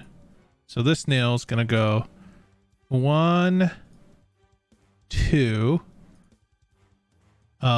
Actually, just 1, and then it's gonna go Tingle, Emilio, Clover, and then let's see where the other 2 hits. 2. So Tingle, Emilio, Clover, Emilio, and Tingle. Alrighty. So, and you're Emilio, you're still stunned because this thing lasts until the end of its next turn. And Tingle, Emilio, Clover, Emilio, Tingle. Ooh, okay. These are bad again. Tingle, it's a 19 to hit you. Emilio, it's a 24 to hit you. Clover, it's a 23 to hit you. Emilio, it's a 25, a natural 20 to hit you. And then Clover, it is a... No, Tingle, it is a 9 to hit you. Muscles. Got it. So it misses you twice. Emilio, you're going to take 5 points, and then you're going to take 11 points on top of that. So 16 points of bludgeoning damage as the flails are just knocking you around while you're still stunned. Cycle 1 knocked him down. Ooh, okay. You went down. Got it. Can you make a con save? It was an 11, so it's still a DC of 10 for lingering injuries. Okay, yeah, you're fine. No effect. And now it is Bloodbeard's turn, and as the light fades, all of you are no longer stunned. The light fades and everybody is watching as Emilio's just lying completely dead in the ground. Yeah, Emilio's down like it did -5, so -16. So yeah, you're on the ground now. And Bloodbeard, what's Bloodbeard doing? He's gonna light up his cutlass with the Searing Smite and just swing away. Okay. Go ahead, make your attacks. Let's see, I do this. Sha. That. Oh, man! Ooh-hoo-hoo-hoo. And the Searing Smite. Oh, jeez. Does it need to make a save? I don't know how Searing Smite works. Yeah, let me look it up real quick. It's a con save, but I don't know what the DC is. Searing Smite. Con save of 14. 14. Got it. On fail, takes damage. On success. Ooh, something interesting is gonna happen. Oh, wait. It takes the damage, and at the start of a turn, it makes the con save to get rid of the fire. Oh, okay. Cool. I was gonna say something interesting is gonna happen, but you instead kill the thing. As Bloodbeard literally lights his sword on fire with the Searing Smite and strikes down at the snail. It is gonna deal 16, 30. Yeah, it's gonna deal a lot of damage. Wait, is that fire? It is fire. Searing Smite is fire damage. It's the +8, so 8 of it's fire. Wait, but the slashing is its regular attack. The plus, and then the +8 on the fire. 18 is sneak attack, 8 is fire, and then 8 + 8 is the sword. Okay, it still kills it. Yeah. Okay, I was gonna say, holy shit, it just negated like half the damage. Then it's done. As Bloodbeard, what's called?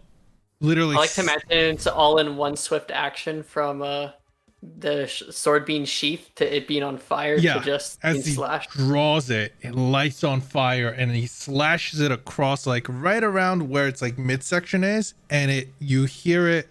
The fire doesn't seem to do much, but the blade cuts deep, and as it does, its guts spill out, and it literally just kind of wobbles and then kind of slams down onto its side as the shell kind of falls over too. It is now okay, so that was your attack. Does anyone want this cargo? That was your attack. Do you have anything else you want to do with Bloodbeard?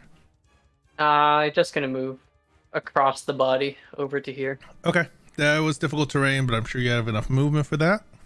20, so exact. Yep. Now it's Zubrik's turn. All right, that one's dead. Yes. He is going to then draw his longbow. Okay. Pull it out. Look like he hasn't used a longbow since he was a teenager. And attempt to fire. I'll say you kind of quickly drop your, sword because it's not going to be useful, and you draw. That was last combat. Oh, okay. Yeah. Then you draw the longbow, notch an arrow, launch it. Eleanor will help. Got it. All right. Make your attack with advantage. Haha. That hits. Nice.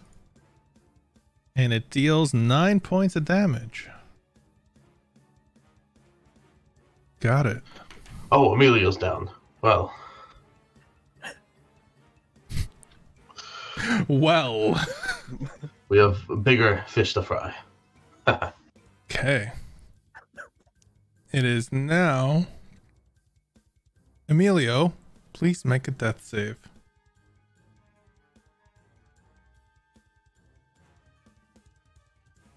Okay. You succeed one. Tingle, it is your turn. I'm trapped in a hallway, so I'm gonna shoot this thing in the face. I mean, you could still go over here. This is just difficult terrain to get to whatever this is. I don't trust my legs. Okay, here we go. Can't even trust his own legs. So evil. I have to replace them. Anyways. 14, 16. The 16 hits because when it meets AC, it hits, right? Yeah. Yep. Yeah.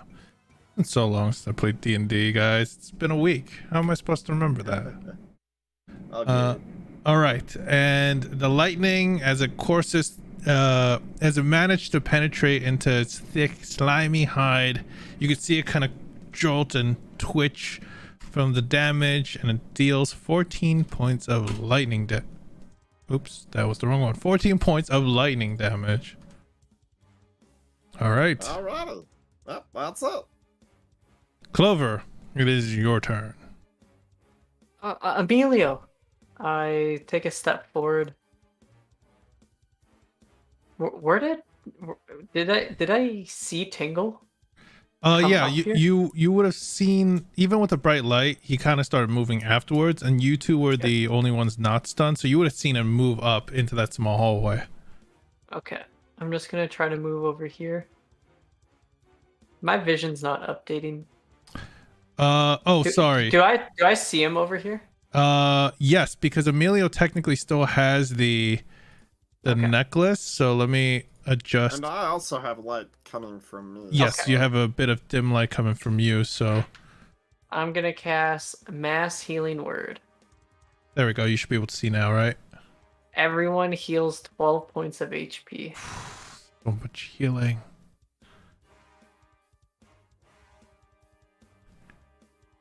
Tingle has minor razor burn on his chin disappear.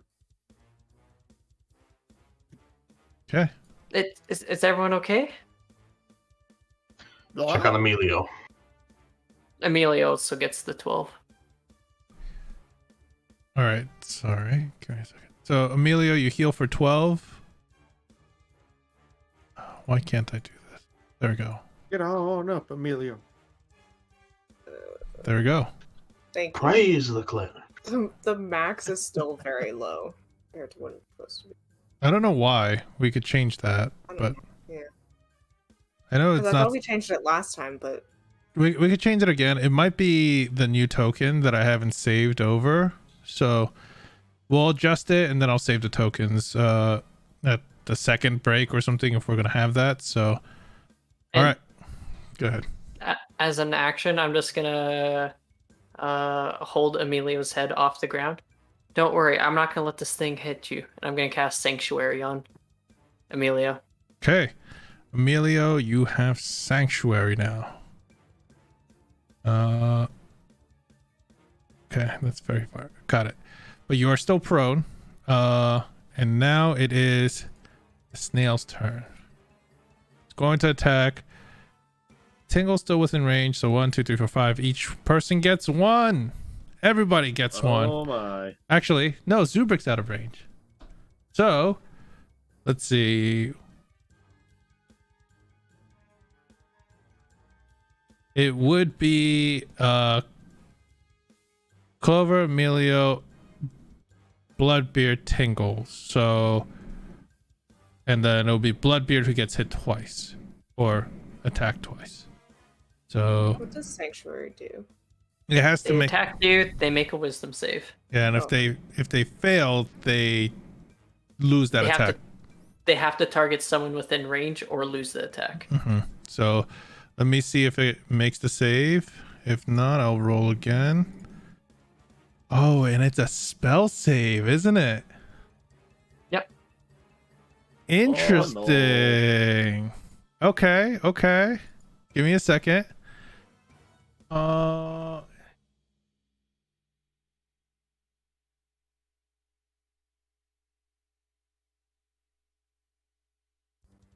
Okay.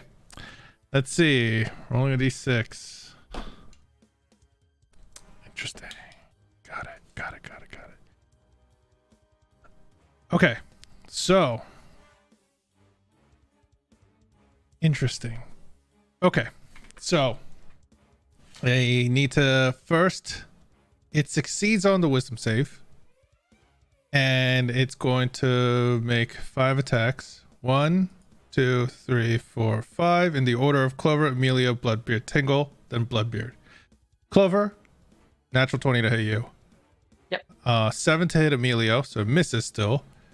Bloodbeard, it's a 20 to hit Bloodbeard. Tingle, it's a 24 to hit you, and then it's a 18 to hit Bloodbeard. Both hit on Bloodbeard. Ow, my blood. Okay. My skin. Clover, you take 8 points of damage. Emilio, you take none. Bloodbeard takes 6 from the first one, 9 from the second one, and Tingle, you would take 4 from this one. All right. Alrighty. As the flail goes to strike Emilio, you could see there's a bit of a hesitation. You could see the spell, the sanctuary spell, that kind of aura kind of casing Emilio bellow out as it feels the incoming attack and animosity towards the target. However, you see the snail's shell start to glow. The spell literally shatters underneath the flail as it's coming down, and the shell hums with this power, like, and then you feel a blast emanate from it. Everyone within 30 feet must make a Constitution saving throw right now. The snail's got a bomb! Emilio gets an additional 3 to that. Okay. Zubrik gets a 4, and Okay. Amos gets a 4. That's an 8 from me. Okay. Even with the 4? Yeah. I Oh, rolled a yeah. 4. Yep. Even. Okay, so Tingle, Amelia, you succeed. And what is the spell level on that sanctuary? Level 1. Level 1. Got it. It's a good thing it's a level 1 spell. All right. Everyone who failed below a 15 must take 6. Let's see. That is 3 points of force damage. Just 3, but still. As this concussive blast literally kind of ripples and disrupts the spell enough for the flail to make contact with Emilio. Yeah, even with advantage, it misses, but it misses Emilio. Even with I like to advantage. think that he just like woke up to this angelic halfling, and then everything just starts happening. He's like, ah! Then the flail, you see it coming down, you're like, ah, and you roll over, and it like literally hits right next to you. But yeah, the force damage still, I don't know if it hit you. No, it didn't. Yeah. No, it didn't. Yeah. All right, Bloodbeard's turn. How does Syrian Smite work? It's just one use? Oh, yeah. Yeah, it's when you hit with it, it disappears after the hit. Okay. Yeah. Because He it is lingers going- on the hit I target. see, I see. Yeah, he's just gonna make a cutlass attack. All right. Nice. 22. That hits. It is going to deal 14 points of damage. Does he have an offhand attack? Huh? Does Bloodbeard have an offhand attack? I I don't think so. no, because he has a shield on. Okay, okay. Yeah. Then cut again with action surge. Got it. Only 12. Ooh. No sneak. Okay. Still, 12's big. Yeah, 12 points. And you see Bloodbeard rushes over, slash. It's definitely effective as this snail is pretty injured at this point. And now it's Zubrik's turn. All right. By the way, I've realized I could have been targeting the familiar too, and I forgot. Help action from Eleanor. It's such a He's gonna small pull- sprite that I don't Pull back see. the drawstring again. He's now, Emilio, you should probably and then fire. Oh, that's with advantage. Did the familiar survive the force damage? How much HP do they have? Oh, let me make a con save for that, you jackass. You know what? You know what, Robert? You get inspiration. You get inspiration. Call it out. I missed shit 21. all the You got time. a natural 20. That's Go fine. fuck yourself. You still get inspiration. Try to kill my dog. That's fine. You get inspiration, buddy. Already. Be a teacher's pet. I'll take it. Come on. I need all the help as a DM from you guys. Come on. All right. So, as Eleanor literally kind of jumps on trying to like disrupt and get the attention of the snail, you see that the snail seems to focus on it just for that moment, and you let loose your arrow. And how does this arrow kill the snail? Oh, it like really weakly like stabs it in the chest. Yeah, okay, like And, you, you pull it back, but like you haven't used the bowstring in a Yeah, while, so it's loose. So you're like arc it a little, and you I was it, trying like, to warn Emilio to get out of the way, and I let go of it by accident because I was like, "Oh fuck!" yeah. So it kind of It's does a just little. on the floor like It does like a little arc, and it arcs over, and it lands into this kind of like innocuous part of its body that you don't think it would like do much, like on its side. And then as soon as the arrow lands and it punctures the skin, it wobbles, and it just kind of like sloughs down, and it literally goes lifeless. Yep, all in a day's work. Amos, you should take notes. I'm not playing as him.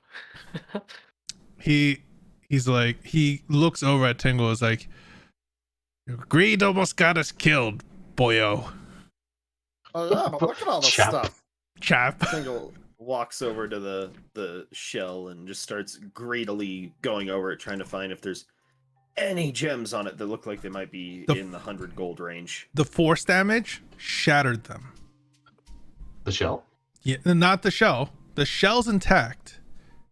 The whatever crystals that were growing on these, the force damage, and not only that, the smaller ones around it shattered, like literally, like almost to glass. Whatever these amethyst crystals were, they literally were sensitive to the frequency of that force, and it literally shattered them like tiny little pieces. Ugh, those stupid things. Tingle will kick one. It's a good thing that that was like a bomb effect they could do, and certainly not caused by anyone in the party. Otherwise, we'd have problems. Anyways, Are you okay, Emilio? which is Tingle, I can you just stop woke moving up for a and- second? everything was blowing up around me. I have no idea what these things are. Does Amelia know what they are? No. Like you would think that like you would have seen something like this in the Underdark or heard of him. You have no fucking idea what these are. These are weird creatures. They seem to have this like weird opalescent kind of shell to it. It looks extremely pretty with all the crystals and rock that was attached to it that's gone now, but you have no idea what these are. I don't know, some kind of giant snail. You've seen the other large snails used as bait, but none this size. Like these are monstrously big. These are too big. Does anybody else need healing? I'm fine. I'll take some. Over? I'm okay. I'm not that hurt. Amos looks a little bent out of shape. Okay. He will use... Does he only have healing word? Yeah. He only has healing word. So he'll use a healing word on Amos. Would I have a chance to try to break pieces of the shell off, Pete? What are you, how, describe to me how you're trying to break this off. Like a person with 18 intelligence would, I have a large rock in the back of my scimitar, and I'm just smashing at it. Okay. You take a couple swings. These are extremely hard. They're very protective. It's almost like you're hitting a sheet of metal. It doesn't sound If I like could it. get like a large bag of glitter pieces, that'd be good too. Okay, you're trying to like even flake it off. Are you just trying to use the blunt end of your like pommel to do that, basically? Yeah, Though. well, I saw what this thing did with my firebolt, so he's just like, I can put this on my shoulders. Even the other firebolt that struck its soft side, it just dissipated. Yeah, but there was a big boom. He liked boom. Yeah. He wants shell. Zubrick, we don't need to try to break the shell right away. Ting. No, I think he's onto something. Does No, this no. shell look like it might, in some way, shape, or form, be comparable to crystal or perhaps gems because it had gems growing out of it? It's more like a crystallized version of like mother of pearl, like Lacquer. No, not lacquer. It's it's the heart of the sea mother of pearl kind of color, mother of what is it? Damn it, I just had it. Mother of pearl? Is it that? I think so. I think it is mother of pearl. Yeah, it is mother of pearl. Nacre. Oh yeah. Yeah, that's the If it doesn't come off immediately, I'll stop because there's a kid to find. No, it doesn't. It does not come off like immediately with the like if you had maybe a harder tool or like a specialized tool to break pieces of it, you can't even get flakes off this thing. Like you even tried to use the blade and kind of like shave little bits off. It doesn't come off like that. We'll come back to this. You're right, Clover. No. No. Hold on, Zubrick. There's one thing I have to check. Which shell is bigger? They're about equal size. This one would probably be a little bigger. The first one. I'm not saying don't get the shells, just if we're getting the kid, we're heading back this direction anyway. No, you're right. You're right. No. It's just I have an idea, and it looks like it might be able to support the symbols and runes I need to put on it. Emilio and Bloodbeard, can you please give me a perception check right now? Normal, right? Yeah, just No? normal. 22 from Bloodbeard. Okay. By the way, that 4 was for Bloodbeard. Yeah. Okay. So both of you would notice at over here the water, it's kind of two steep kind of like drops, not enough to the point. It's about like a 5-foot slide and then another 5-foot slide after a bit of space, but where the water is, with your dark vision you can see something's poking its head out of the water, and there's 2, and then there's 3, and as soon as you kind of seem to like look over in that direction, they sink into the water. Did we get a good look at what they were? Bloodbeard would have seen probably like a fish-like face for one of them. Another one was kind of weird. It was a larger creature, like a large smooth shell, but like it seemed to have like these kind of like tendrily tentacles that kind of like was lapping the water a bit when it was surfaced and looking with whatever the other creature was.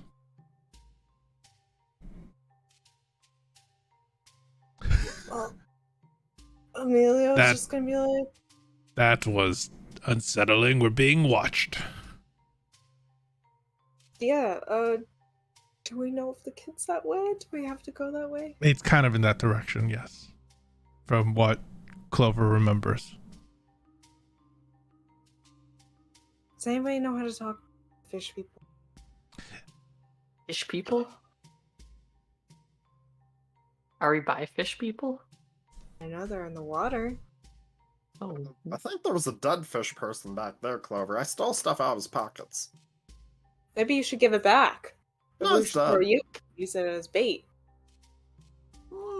That's true. They probably would come running if we started like throwing like bits of its body in the water.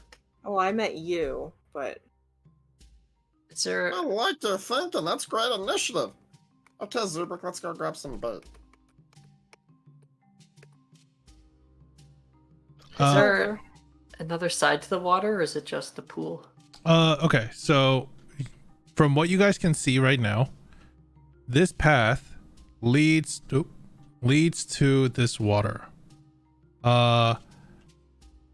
There might from like this end you could see a bit of water, and then it starts to get hazy as it seems like it's steamy and moist and sticky here. You can see condensation that have built up all around you basically, and it basically gets kind of warm and sticky on that end to the point where there seems to be like a fog over this lake. But you could hear at this point there's a rush of water too, like a waterfall pretty close by.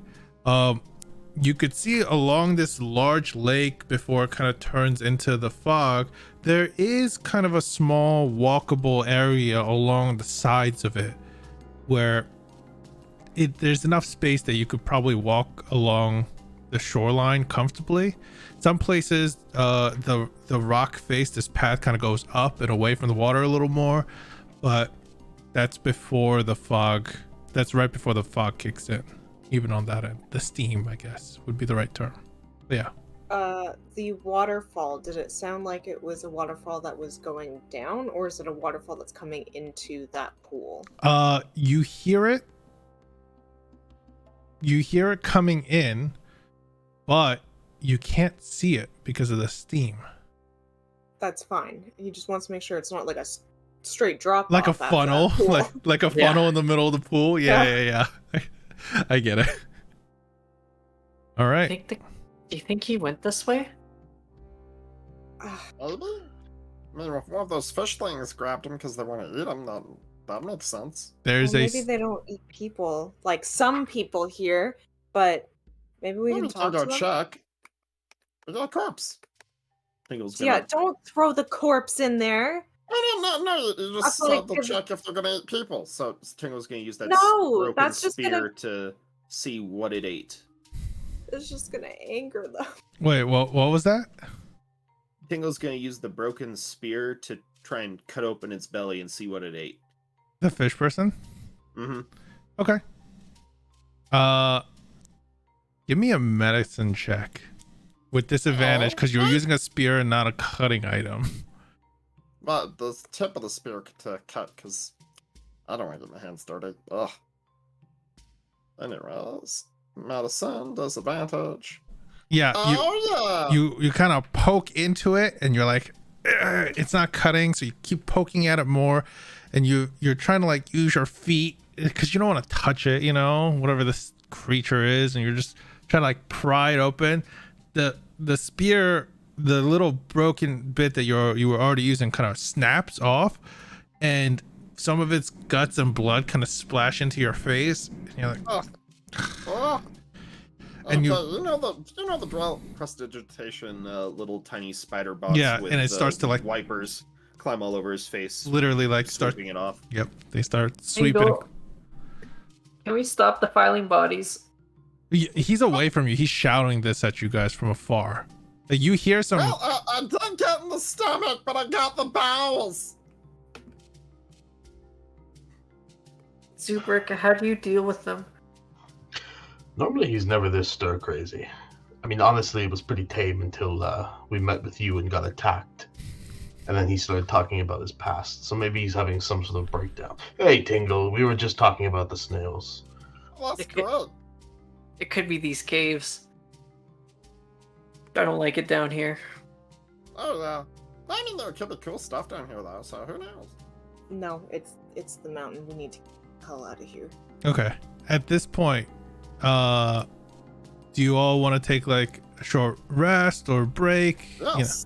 Okay. Short rest. If you guys want to take a short rest, what we could do is we could go on a very short break right now, do our second break for the first time, and then we'll come back in like 3 minutes. That's all right with y'all. Or- Okay, cool. Going on break again. Break time. Yeah. Use my arcane recovery. All right. You guys can roll your hit dice to recover some hit points, and Hit dice. It's some hit dice. I You forgot. get Dice rolled act- really low with hit dice. You get action surge back from a short rest? Yep. Mhm. Okay. I forgot to do like all the. Here's the link to the channel and on the different discords completely. I'll be right back. Darn it. I was hoping I could short rest this. I can't. Tingle was gonna try and do an infuse item on that shell, but it won't work because it needs a long rest. Oh, perfect. Perfectly healed up. I'll be right back as well.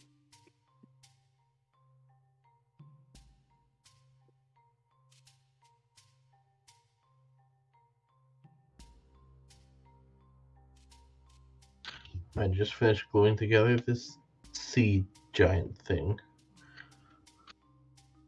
Sea giant. Ooh, so detailed. Are you gonna paint it? I have to paint everything here, man. Oh my god!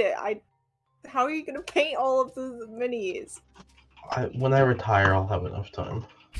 Oh my god, you're gonna be like my grandpa. You're gonna have a little room with a little light and a little magnifying glass I and was- your little minis. I with was your gonna painting say set. he's gonna be the old man from Toy Story.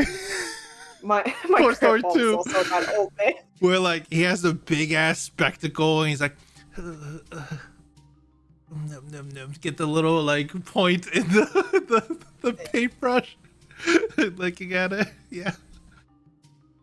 I remember thinking my grandpa's mini room was so fucking cool. I haven't gotten into painting minis. I run all my D&D online right now, so I haven't ever had to paint any minis yet. So does Dylan, but he just likes painting minis, I guess. What'd you guys think of the I was trying to plasma? see if I could. Oh, sorry, go ahead. I was trying to see if I could break the shell off to eventually make a magic item from it. If you have a harder material to break it off, maybe like a pickaxe or like, you know, some other, maybe a magical item even, stuff like that, like a magical weapon or even like a chisel, you know, or like a piton and stuff like that, a hammer. I don't know what you could make out of it, but the two items I think you can make out of it would either be the robe of the Archmagi or mantle of spell resistance. I don't know. Yeah, basically the spell resistance thing might work. It is also a very valuable like material. The thing is, remember, planar magic isn't really a thing. In a meta sense, these are from the plane of Earth. From a meta sense for you guys. But yeah, they don't really exist in a natural way in this world. I have super glue all over my hand. You know, you could use super glue to seal cuts and wounds, right? Yes, my Yeah. mom does it all the time. And then every time I have like cracked fingers, she's like, "Oh, just super glue it." No, I don't want to. If it's like a paper cut, I will, because you know paper cuts are notoriously It's annoying. essentially the same kind of glue they use at hospitals to seal wounds. So Yeah, I mean, it really is. It's kind of an epoxy. It literally turns into plastic. That's the whole point of it. yeah, I just don't want to do it. All right. Well, when Robert and Tristan are back, we'll start up again. But thoughts on this place so far? You guys have been making your way through. Amelia fucking did it. I think that was We're all pretty weird. we're all getting cavern fever. Yeah, basically. I am annoyed, but at the same time kind of glad you guys didn't go into the fight those creatures you saw, Dylan. You know what those are, right? Which one? Oh, the ones up top that you labeled. I thought I turned the labels off so people can't Wait. see. And this map? Have you guys been able to see the labels? Yeah. No? I haven't. Okay. The snails say flail snail under them. Oh yeah, the snails do. who say I've literally like tried to check the or fix the API so it doesn't label things automatically, because it does. But yeah, the creatures on the top right that you will never fight are rust monsters that I put in here. And I was like, ooh, I'm gonna start damaging some fucking like metal shit you guys have with them. But then you took a dog and found the thing and it attacked the dog, and that was it. And I was like, ah, well, there goes like an hour's worth of planning. Simple dog ruins so much planning, but it's fine. What's Oh. stronger? Some rusty boys or one small dog? Well, technically the rusty boys, but Wrong, it's the small dog. there are natural iron veins that you guys could go find there. Either way. You'll There- spend a session mining, Pete. Is that what's gonna go on? Hey, you tried to break shit already, you know, and take it. We shot magic at it and it exploded. Yeah, actually, That's cool. I didn't realize, because it basically, if somebody, oh my god, okay, what if it made 5 attacks against the sanctuary and succeeded all 5 saves?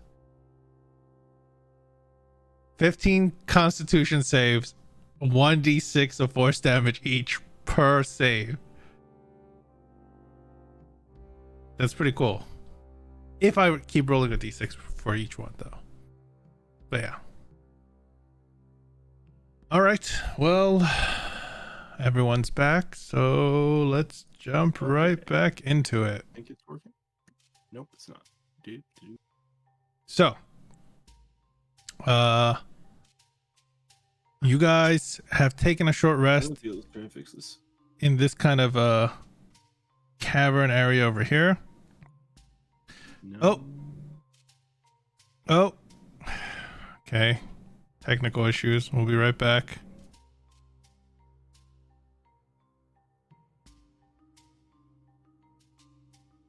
My potato casserole's delicious. I bet. It's good to have some good news for once, you know? Yeah, wish I had a potato casserole right now. Dude. Okay, I'm back. All right. There we go.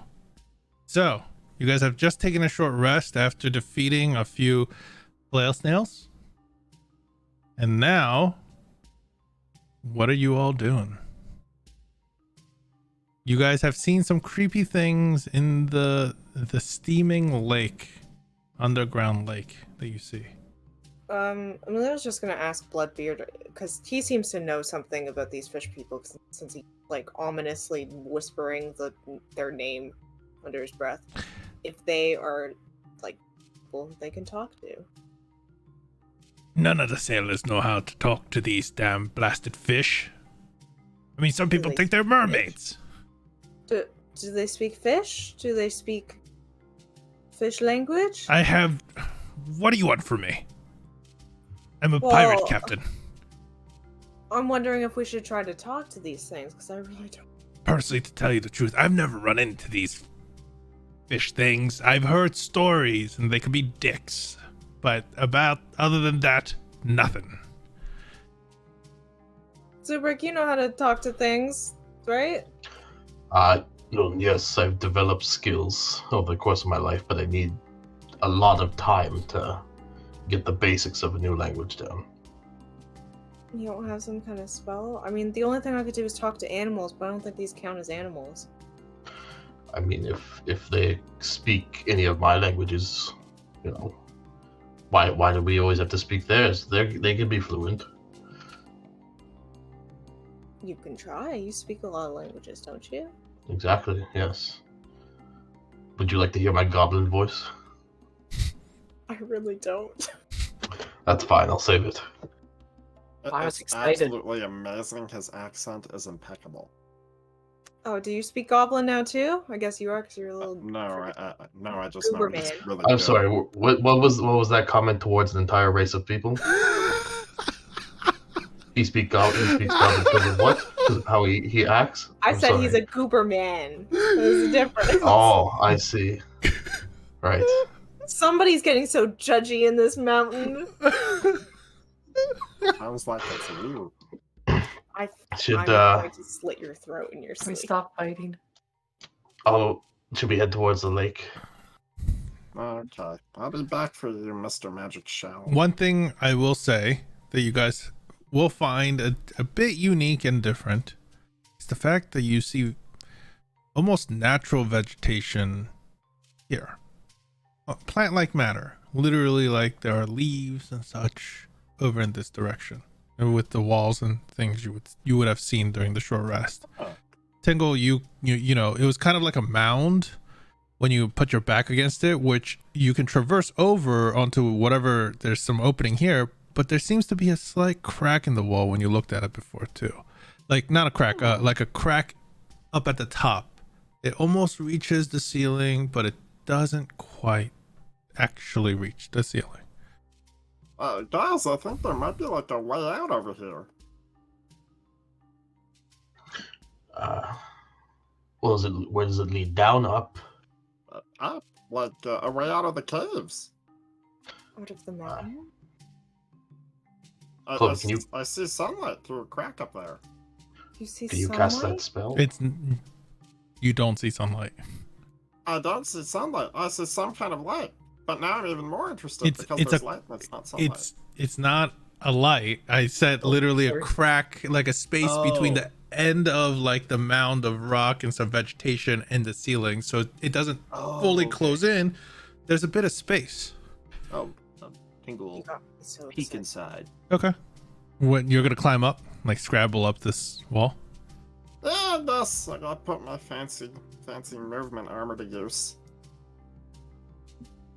That's what you see. Yeah, as you kind of go on top of this thing, the whole rock face slides into the other side as a bit of it kind of crumbles along with you, opening making the opening a little larger. You see what looks like a dense foliaged room. There's a bit of kind of with you're using dark vision, right? Dark vision, and he has the light as well. Okay, with the light, there seems to be these kind of dustiness to this whole area, and not just from the rocks you just ended up moving. Not only that, the vegetation, they're vines. They're vine-like. They're clinging to the walls, and they have these kind of little, almost natural-looking leaves. You could see there's this weird twisted nature to them. They have these kind of oddly twisted shape that feels a bit unnatural now that you're looking at it closer when you kind of fell into this room. But even the plants at your feet, these are all vines, thin vine things that are just clinging to the walls and the floors, and you're unsure how they're growing for sure because Could this possibly be those roots that the people were talking about earlier?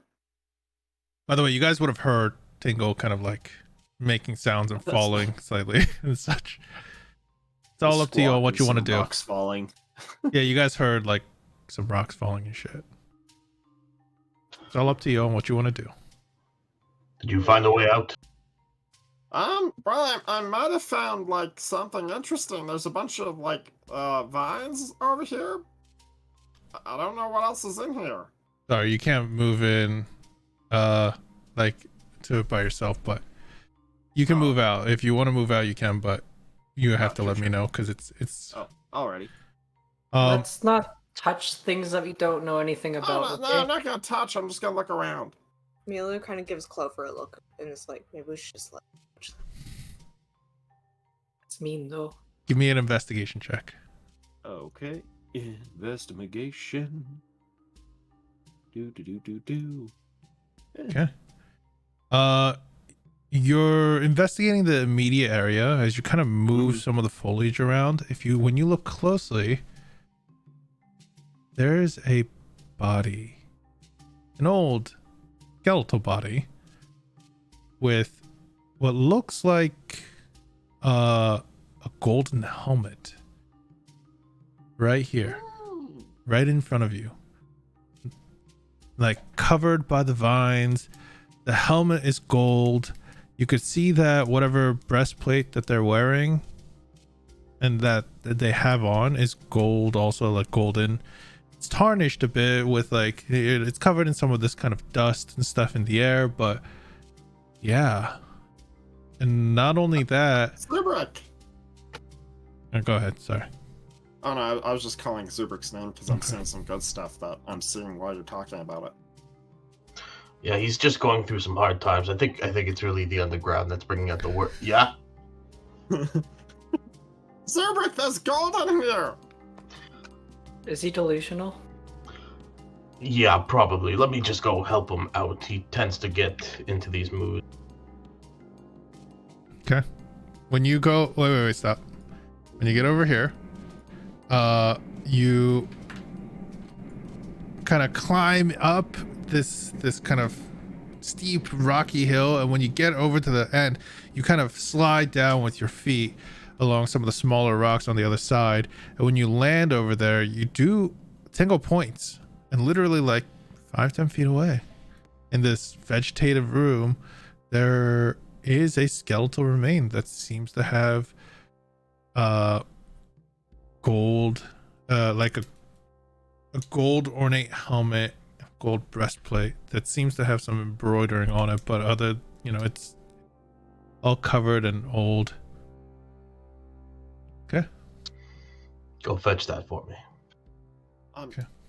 Yeah, sure. I mean, I wasn't talking to you. As you create your unseen servant, the air kind of swirls around, and you could see the bit of particles in the air that's kind of hanging around coalesce along the form a bit, and you could kind of see it. It walks over, and you could see the skeletal remain kind of shifting and moving, Tingle, as the helmet kind of comes free, the breastplate comes free, and brought over to you all.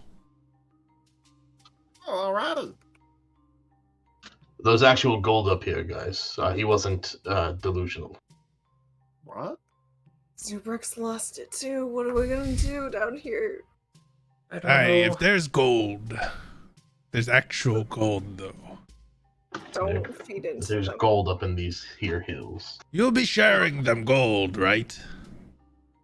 I gotta say, Zubrick, it's great that the rest of them just don't care that we found gold, because that means it's more for all of us. You hear Bloodbeard shouting, "You'll be sharing that with all of us, Okay, so right?" 3 ways. But that's way better than going to the other 2. I'll have my servant just drag it down towards everyone. Okay. You guys see almost completely. I believe the unseen servant is almost invisible, right? It's wearing it like a suit of armor, and I'm making Okay. ooh noises. Yeah. As you see something, a formless creature, literally wearing, breastplate and a helmet, floating down this little rocky hallway over to you Emilio, all. I'm going delusional. Clover, you see it too, right? Yeah, it's coming towards us. I'm scared. It's walking. It's moving pretty slowly. This is moving closer and closer to It's you all. ominously walking towards us. And then you could see it kind of take a We step eat a bit. over the shell of the creature. God, Clover, I never thought I'd die underground. Nor did I. And I then, thought everywhere in this world was beautiful. Down here is terrible. and then it Oh, I could have clatters. told you that. The armor and the helmet clatters onto the floor at your feet. Is it dead? He's gonna poke it with his quarterstaff. It doesn't move. Oh, we've lost it.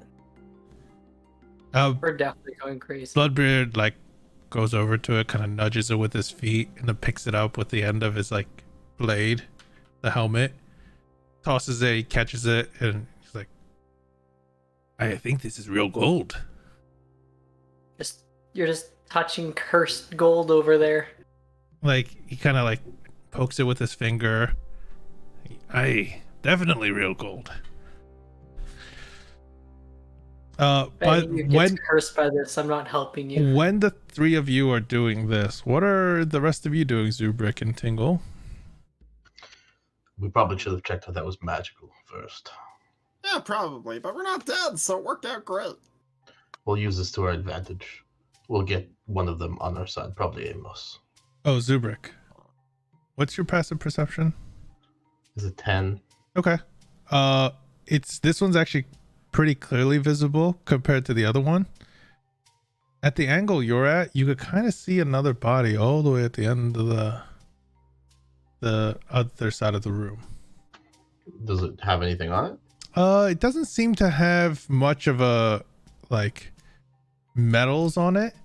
It does seem to have a crown of sorts, like a little silvery woven crown. I'll have the unseen servant just drop all the armor in front of Emilio and then head back up. Yeah, that's why I dropped it already. And then Yeah. as they're talking, I kind of expected you to do this, so that's why I already said it, dropped it. As you know, the rest of you hear the footsteps of something walking away.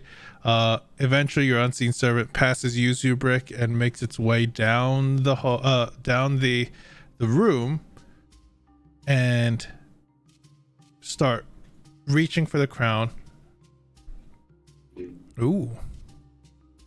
Nice. And literally picks up the crown off the head.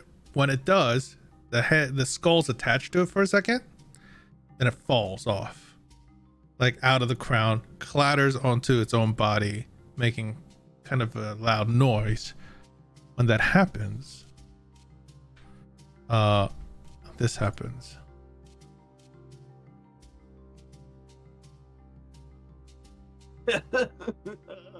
From the higher ceiling where the vines are kind of kept, you could see the vines start to kind of descend and pull down.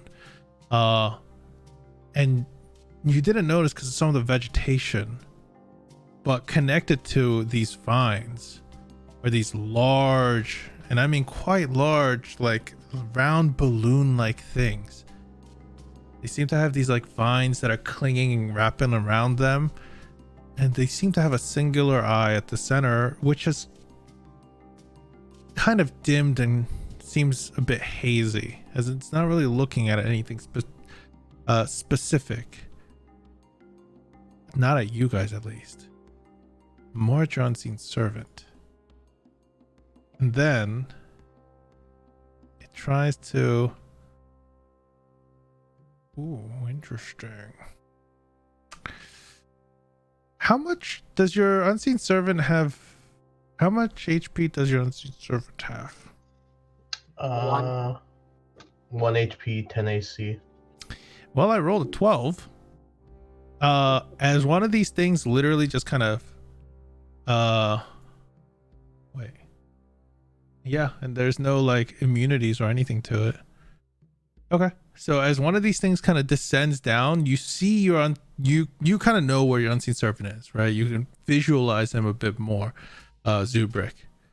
But then as this thing comes down, it literally, before you could kind of tell what to do, what your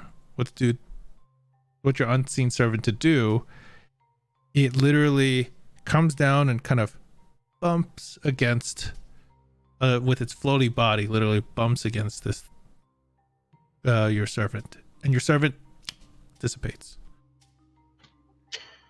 and it drops the crown too. Nope, nope, nope, nope, nope. How far is the crown? It is right here, about from your direction, so 35 feet. Well, that room is full of floating monsters in the sky, so nope, nope, nope. You could see when it disappears, the gas, the thing, like this large ball kind of floats over a little bit. This one kind of floats in towards the center and then floats to the other side of the room, and it's literally just kind of looking around as it's moving slowly. Tingle, identify that armor. I think Amos or Clover could wear it. See if it's not cursed or You anything. got it, Zubrik! Also, you guys, like, go help Zubrik. He's trying to make you rich. I don't want to be rich. I want to get out of this mountain. I want to save a kid and leave. Wow, you guys have no vision. Okay. Yes, my vision is living outside of this cave. Exactly. Zubrik, they don't want any of the money! I didn't hear Amos say anything. Amos is trying on the helmet and going, how do I look? Like a warrior? Hey, you look like you're Like a pretty jackass. awesome. And maybe about to be cursed horribly, so let me take a look at that. Okay, you're gonna identify it for 10 minutes as Subrik's doing stuff? I actually don't have an identify, so Tingle's just looking at it. Make me an Arcana check. I thought you took it, because I didn't take it. I have it, but artificers can only do rituals when they have them prepared. Oh. Yeah. Okay, while he's doing that, I'm going to ritual cast Unseen Servant again. Okay. You ritual cast Unseen Servant. And I'm going to send Eleanor in there to bark and distract them while the servant picks up the crown. You're gonna send Eleanor in here? Yes, make yourself useful. Okay. Bork, bork. Bork. As Eleanor kind of runs over to that corner, or makes its way over into that corner. Okay. You see, as soon as it does, there's another one that appears. Literally appearing where Eleanor is trying to grab the attention of the other two. Another third one starts to descend from whatever disturbance that it just caused, Eleanor caused. And it's going to try to touch Eleanor. Alright, we'll say goodnight. Do I see it about to attack? Yeah, as it drops down, it literally goes to, like, you can see it trying to like bounce onto Eleonora. And I'm going to keep teleporting Eleanor to me and then sending her back out. Okay. I'm gonna get it. It's gonna get its attack when you teleport back. I'm gonna say. Well, it teleports to me, and I'm going to release her back in the room. Yes, but once the touch happens, because this was like dropping surprise. You know. All right. It's an 11 to hit. 12 AC on the dog. Okay, Eleanor teleports back. Nice. Right there. All right. She'll run back in, and Okay. my servant's still heading to the crown. Okay. The servant will just give it another Eleanor form for now. So, and it's invisible, right? Yeah. Yep. Okay. It's gonna. That's Eleanor's gonna- taking the dodge action. She's going to run in. Okay. Eleanor's distracting the first one. The second one, as the servant is going in, attack. 12 to hit. Your servant's goes. Okay. And It's not worth it. I'm leaving. with Eleonora, when the thing goes in, it's gonna attack. Let's see what happens. That's disadvantage, right? Yeah. It's a 16 with a disadvantage. It's Okay. Can you make a con save?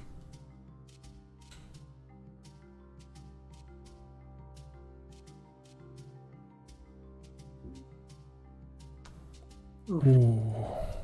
Okay. Interesting.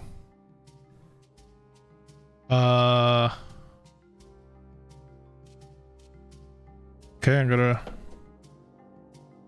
Don't mind me. Roll the number. Go ahead. You teleport Eleanor back?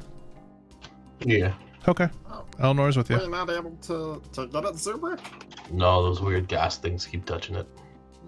Well, how sturdy do you think it is? Because I might be able to get it, but it'll probably get banged up in the process.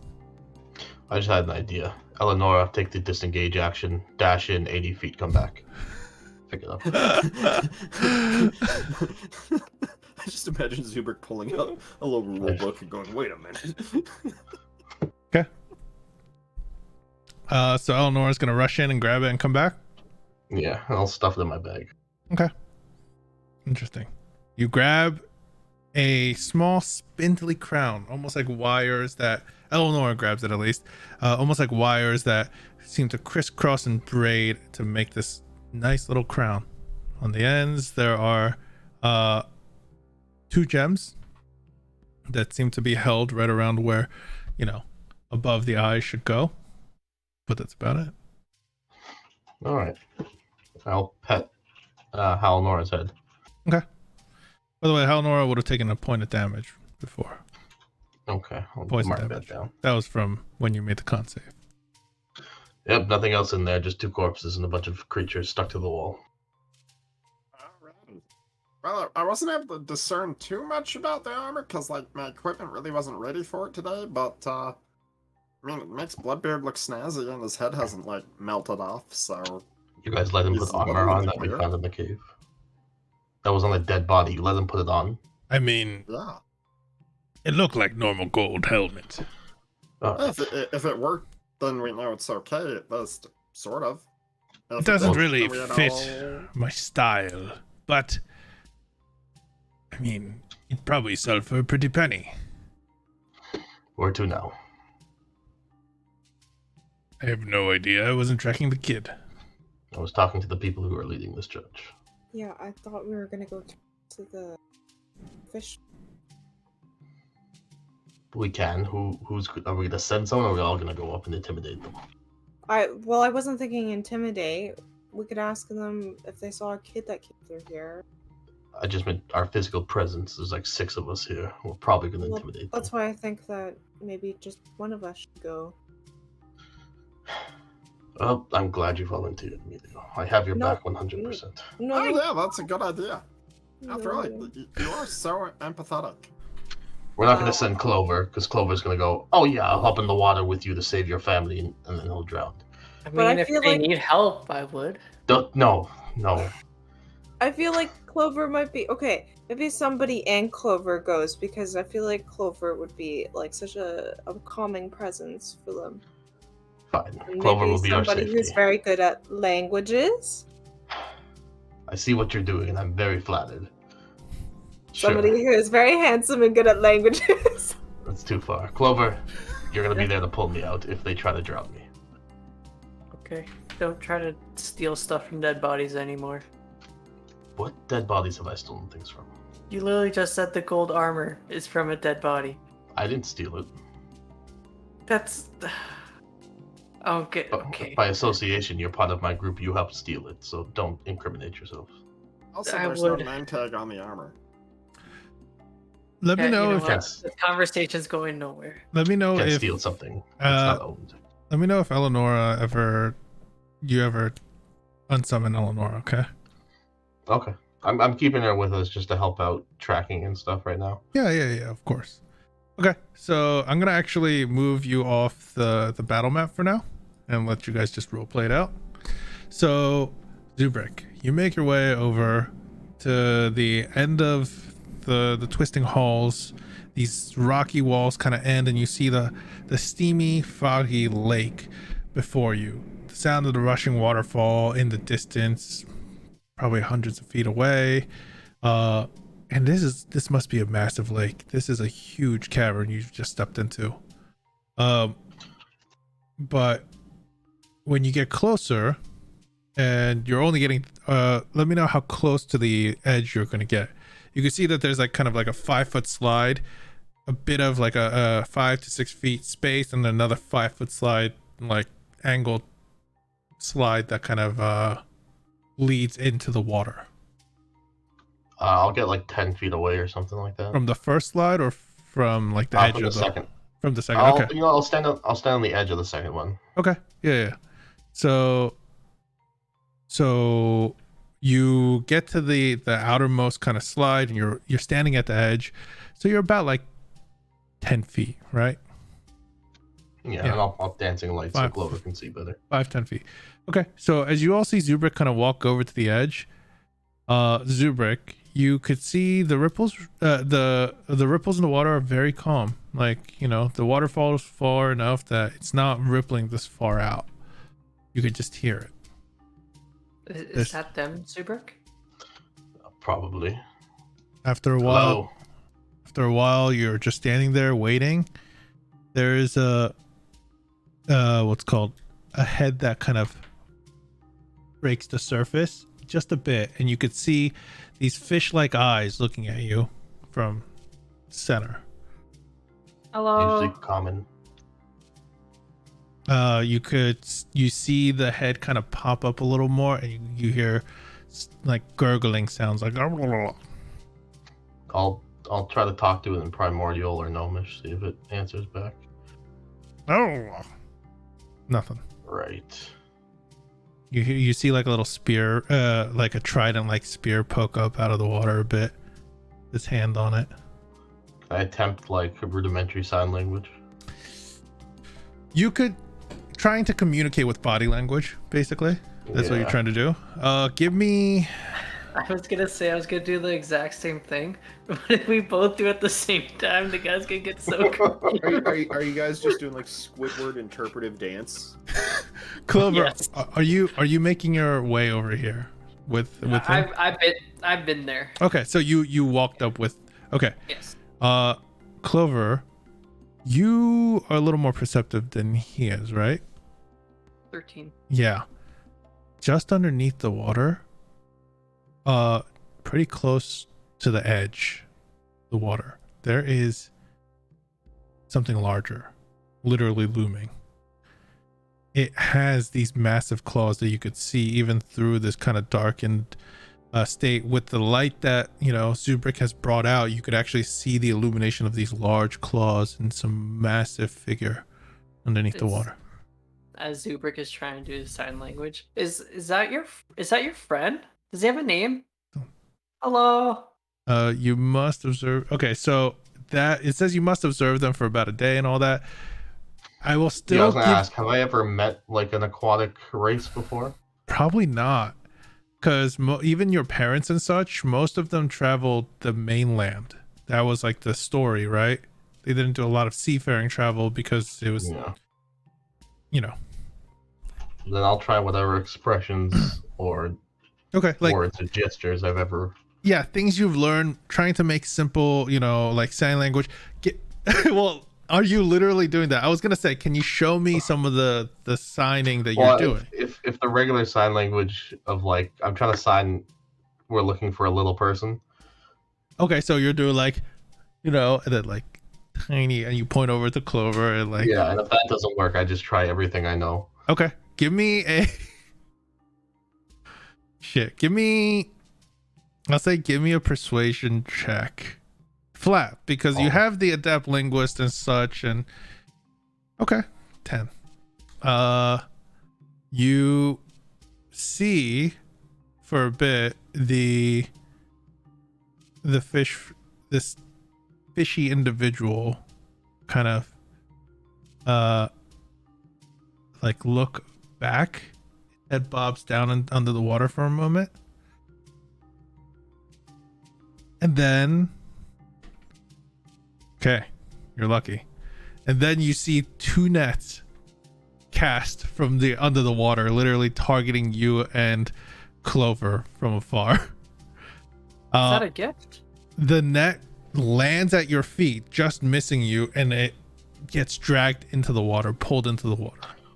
I think to try to drown this, we should probably leave. Yeah.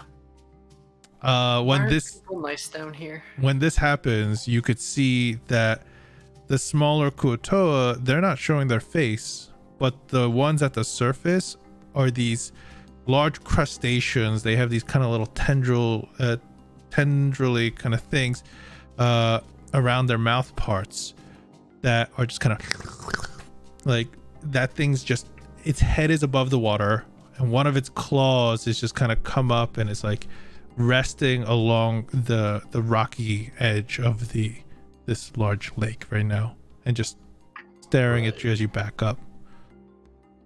Okay, how big of an illusion does minor illusion throw up, Pete? Because it doesn't really say size. Oh wait, no larger than a 5 foot cube. I was gonna say it definitely does say size. I'll just make like a 5 foot by 5 foot wall in front of me and Clover and walk away so they have disadvantage to hit us. Okay, you put up a visual full cover in front of you, basically. You just and you're We like, should probably okay, leave fast. yeah, and you walk back. There is space around the lake edge that you guys could still technically walk through. You don't see any boats or anything here. They don't need it, you know. So good news, bad news. Emilio, they can communicate, just not our language. They have very shitty aim. Good news. Bad news, they tried to drown us. Yeah. Hmm. So So what I mean, you're we're- saying is we should grab that corpse that's back there and use that as kind of like a shield? I feel like that's just gonna really piss them off, you know? Or they just tried to drown him? Can you turn into a fish? Me? Yes. I can turn into swimmy things. Well, they might eat you, actually. That's a bad idea. I mean, now that you mention it, what size was that corpse back there? That was about your height. Yeah, about your height.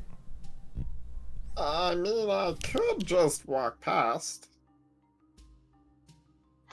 I'm pretty sure Clover could see more than just the one I was looking at because he Yeah, was waving. They were waving. he at had a somebody. bunch of friends around him. He had a, No, Oh, I Zubrik, meant to you look like- would have seen the crab thing too when it literally, like, after the nets came up, this thing came up right at the water edge, like its upper part kind of came up out of the water enough for you to see the thing I gestured and sounded with a claw.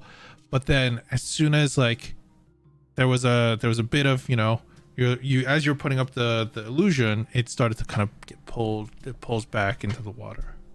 yeah, that thing was there the entire time. Well, how did the kid get through these? If he got through at all. Zubrik, you would have seen, Zubrik and Clover, you guys would have seen that there is a sideway or all around basically the lake. There is about like a 15, maybe sometimes 30 feet kind of spacing between the wall and maybe more other entrances that kind of lead up to this large cavern. So there is space to walk. Sometimes it narrows to like a 5 foot area between the water and the wall. Sometimes it opens up to a 30 feet wide area. But yeah, there are space to get around it. You're not sure if they're going to keep attempting to attack you and whatnot. But I think he just walked around. There's like it's not Yeah. just the water. There's like a cliffside on both edges. I hate to say it, but I think we wait. Yeah, I was gonna say we can try to wait until maybe they go to sleep or something like that. And I then mean, we've got ranged weapons. We just have to walk by and just if they pop out, we just go, I'm gonna shoot you! But if Oh. you get hit by a net, they probably have those things weighted. How are you gonna get out of that? Just gonna sink That's and sink the point and of not sink. getting hit. Remember that camp we went to and we found that dinosaur animal thing and you almost died because there was like 4 people attacking us? There's at least 5 in there. I think that's more than we Oh can yeah, handle. that's true. Okay, well, the kid's dead. Anyways, back to the shell I found. I mean, God, we're gonna go around. We're just gonna I don't know, I can cast something that can make us more stealthy, but you want to wait 10 minutes? And I'll send the dog to see if they're still there. yeah, I mean we could just wait until maybe they go to sleep or something like that. I don't know if they change the guards or anything. Is it bedtime for them right now? I don't know. You sounded so confident in your delivery. Well, I'm That's- saying, like, if they have a bedtime, then they'd go to bed at that time, right? I mean, yes, theoretically they will go to sleep at a certain point. Yeah, and then we wait, and then when they go to sleep, we walk around. Let's say they just woke up, though. How long are we gonna have to wait? I don't know. Do I know about fish people? Why don't you consult your magical cards? I suppose. All right, that's all right. Fine. Oh, magical He's gonna- cards. he's When are gonna these go- fishes' bedtime? Oh, shut up! And he's gonna go off into a corner, and he's gonna pull out his super secret star map. Oh, interesting. Yeah. You pull out your star Yeah. map. A mirror image, like a goldfish flying around Emilio's head. He's gonna catch it and whip it at Zuber. It's an illusion. then he's just gonna make it disappear. Your hand If face. you could catch and throw it, they'd be like, "How did you do that?" your hand faces through it. Imagine if Yeah, like What you the hell? controlled his illusion and just threw it back at him. This mountain is making us all crazy. Tingle's what gonna happens. He's pick gonna up, cast augury. Tingle's gonna Oh, tap okay. Zubrik's side and say, "Throw this really fast," and he's gonna pass Zubrik another goldfish that's made out of rubber that you can feel fizzing in your hand as it starts to dissipate. I will throw the goldfish. It fizzes in midair. Gonna- Fizzles away in midair.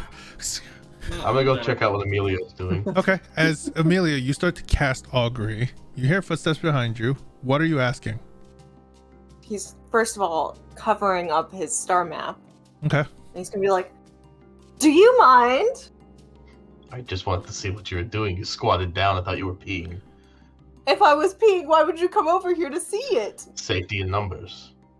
Safety in numbers. You keep your distance. I am consulting the stars that I can't see right now because we're in My a fucking mountain." Oh, fine, whatever. I'll send Halenora Okay. You send Halnora ahead of you. towards Emilio. Okay. Halnora kind of So- approaches you and like kind of comes up to your leg. Curious look. Pat. Now I he's see distracted through by a dog. Yeah, you start seeing through his eyes as soon as Amelia turns away towards the star map.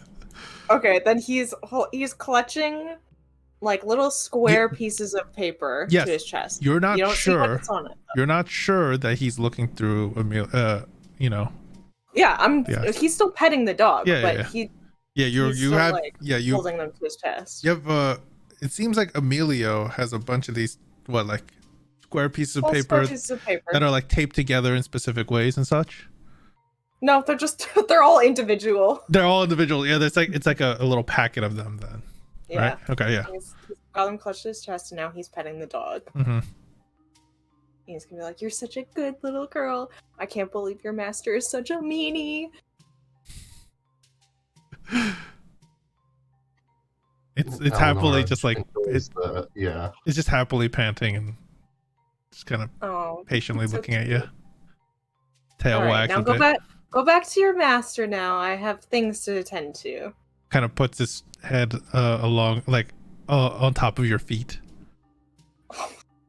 It's so cute, but at the same time, he's not really swayed by furry things. It's up to you how you want to do it. He's just gonna pat her head, and he's gonna. I guess he'll look at his stuff, but since her head is on his feet, she's still not gonna really see what it is. Yeah. But he's now consulting his star map. Okay. As you pull down your star map away from your chest, for you, Dylan, Zubrik, you would see that Emilio kind of pulls down these small packets of paper, or these few packets of paper down, and starts to look at it, concentrate on it. There's a bit of a glow from it that you see.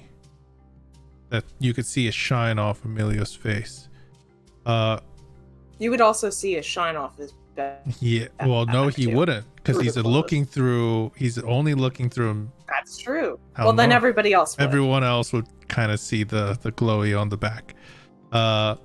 So when you start casting augury, there's a bit of a hesitation.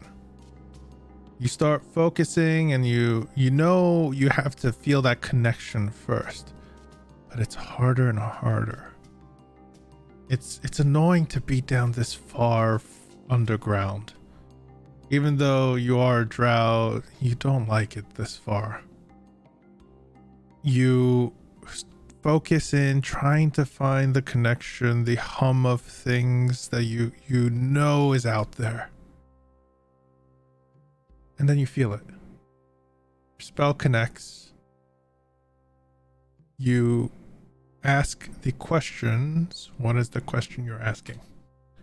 He is going to ask if it has to be within the next 30 minutes. So if they leave within the next 30 minutes to go around that lake,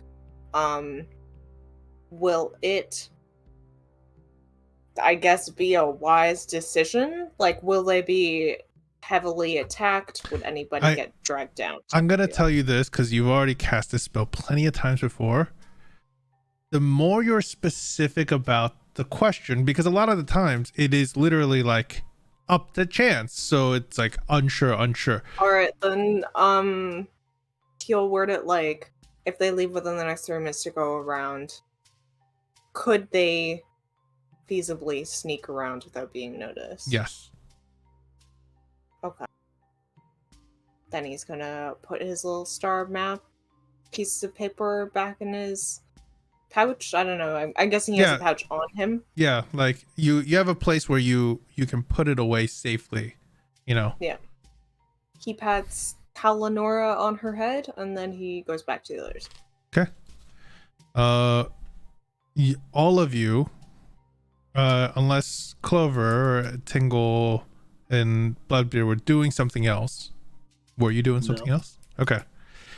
All of you would have seen Emilio's kind of back, like the upper ends where, like, you know, the clothing kind of hang just low enough.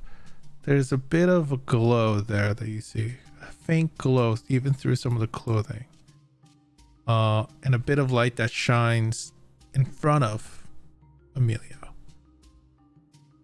For Zubrik, all you would have seen is a bit of light that kind of radiates, bounces off of whatever the paper is, off of Emilio's face, off of his face. So yeah, that's what you would have seen. You would also heard, if you know, people, if you were close enough, the question. But yeah, go ahead. So we can sneak around them without being detected. However, Tingle, you have the loudest armor. No, he known to doesn't. man. Does he not? Remember, he It's readjusted it. He readjusted it, and now it's like a very slimmer fitting armor, where a lot of the joints and stuff, a lot of the plating is different, and it doesn't seem like it could take a beating as much in a way. But it's more conformed to his body. It makes less noise. He's slimmed it down, and the way he attacks is different too. Instead of like this thunder gauntlet thing, it has been shooting lightning at a distance for a while. Mm-hmm. He went from Samus to Zero Suit Samus. Yeah. Oh. Pretty much. He's sexy Tingle now. Oh God. No. I need fan Just art. of imagining this. him like Flanders. I was imagining Flanders too. Could you put sexy Flanders? Yeah. Nothing at You all. learned nothing at all. Nothing at all. Remember what the ski instructor said. Remember, if you're going downhill, all you have to do is nothing at all. Emilio's final thoughts before we TPK. Nothing at all. Nothing at all. Then yeah, we can sneak around if you guys want to do that. I Dad, guess. I am a little loud. Ooh, well, I'm still gonna cast something that would help all of us anyways. That'd be nice. I'm just gonna check what the time is on it. Up to 1 hour. So he's gonna cast it now. Alright, everybody ready to go? Anything that can reduce sounds or you know, vision or anything like that, can help with stealth checks, like group stealth checks. Not only that, I believe you guys have identified an item that you've gotten. Oh yeah. Sorry, I wanted to bring that up because it has been a while since you probably looked at some of those items that I gave out a while back. Well, he's gonna cast Pass Without a Trace anyways. Oh yeah, that's definitely gonna help. I kind of expected you to cast that, but ugh, shit. He took it for a reason. It's good. Oh yeah. While you're casting that, Tingle's going to pull out a silvered skull with some candle wax Like blackish, oozing off of it. yeah, blackish candle wax oozing out of here. Let me read it. Yeah, definitely. Yeah, a blackening silver skull that seems to have like perpetually oozing mixture of wax, tars, and bits of foreign substances that seem to drip off but disappear as the drippings kind of fall off of it. There's a glyph on the forehead of the skull, and it's missing the bottom mouthpiece. So yeah, It's very ominous. it's one of the things you guys found in the Hag's Coven. Yeah. Amelia's just gonna cast Pass Without a Trace for the others, and it's just like a veil of night. Yeah. Kind of. Okay, so And like there's a little bit of hesitation before it actually just like. yeah, it kind of your spell kind of flickers for a moment. Like you see the blurriness of this kind of darkness envelop you for a second, and it starts to almost fade, and you're like, no, wait, I could do this, and it stays. Spell stays. But Tingle, you have this thing too that you can do if you want to help it on top. Well, let's do it. So Tingle's gonna pop open one of his fingers, and a little lighter's gonna pop out, and he's gonna light one of the things sticking out of the skull. Okay. When you light this like wick that seems to be in one of the the eye holes, you see it, the glyph lights up. As it does, a 30 feet aura from the center of the skull. You can see it kind of billow out, and as it billows out, you see it dissipate. And all of a sudden, you go to tell people like, I'm ready, let's go. Nothing. No sound. Even the sound of the waterfall disappears around you all. I will say, I'm going to send you each a message right now.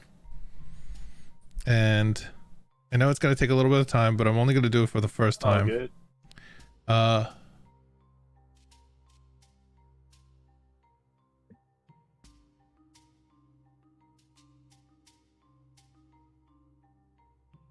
Okay, I need to just copy. No, maybe not. Okay, there we go. You look at your phone like an old man. Sorry. Oh, I am an old man. I'm 30. How do I copy and paste?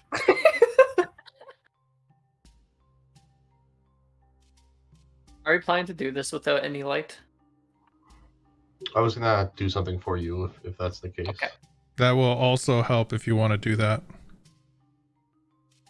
Hey, did we rule that cats had dark vision in your world or no? I treated Owl Nora in that kind of way, so yes, they would, but like without, it needs a source of light, like somewhere to, because like if it's like pitch black darkness like it is down here, then those kind of dark vision doesn't work. So like owls, cats, those kind of dark vision where it's more natural, where you need some starlight or some moonlight, that doesn't work. Oh. Sorry. I had to go check. Go ahead. Then Carry I'm on. gonna cast Flock of Familiar again. Okay. Is it going through? Oh, one second. Yeah. You cast back Flock of Familiar. Alright, cool. And then I am going. One sec. Roll 20 talking to me. I'm gonna conjure 2 rats. Okay. Squeak and Squawk. Squeak and Squawk. And then I'm gonna use my minor conjuration to make a double leash and hand it to Clover.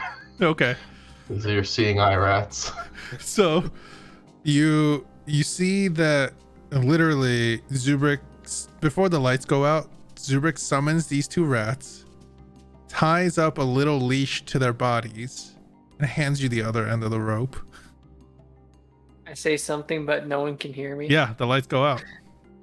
So, and yeah, nothing, you guys can't hear anything. You look over, Zubrik's giving you a very detailed explanation. You can't hear it. I'm just nodding. Okay. All right. So you guys, what are you all doing? I guess we're Tingle gonna just start starts walking. Okay. Well, We got this. while holding the skull, you start walking. I'm Should we guessing. roll stealth? Yeah, all of you roll stealth, please. And With advantage? Does the with advantage advantage? for sure. Yeah, and you get the and plus 10, 5. right? I think it's Plus 10. it is plus 10. Yeah, it's a lot. Yeah, baby. Some of these Oh, roll. dang. Shit. 32 stealth. Damn. Something good, heavy armor. Emilio's gonna stay in the middle of the group. Okay. All right. So I want to know walking order, especially for when things get narrow along the Tingle's shore. in front. Tingle's in front. Baby. Tingle's leading the way. I feel like nobody's gonna walk behind Tingle but me, so I'll take Tingle's back spot. You Okay. take his sexy ass. I'll say Bloodbeard is going to be at the end just to make sure Clover doesn't like get lost from the group, because he has dark vision also. So it'll be like That's what the rats were for. Tingle, Zubrik, Emilio, rats with Clover, and Zubrik. All right. No, Bloodbeard. Bloodbeard, I mean, sorry. Yeah. So as you guys make your way along the side, being extra stealthy, it's silent, kind of peaceful, you know? It's nice being, you know, there's a nice view of a lake. It starts to get a little more steamy, you know? Those of you in that are fully dressed and well dressed in a way, like with all your armors and such, like medium and such, it starts getting a bit uncomfortably hot here and there because it's getting sticky.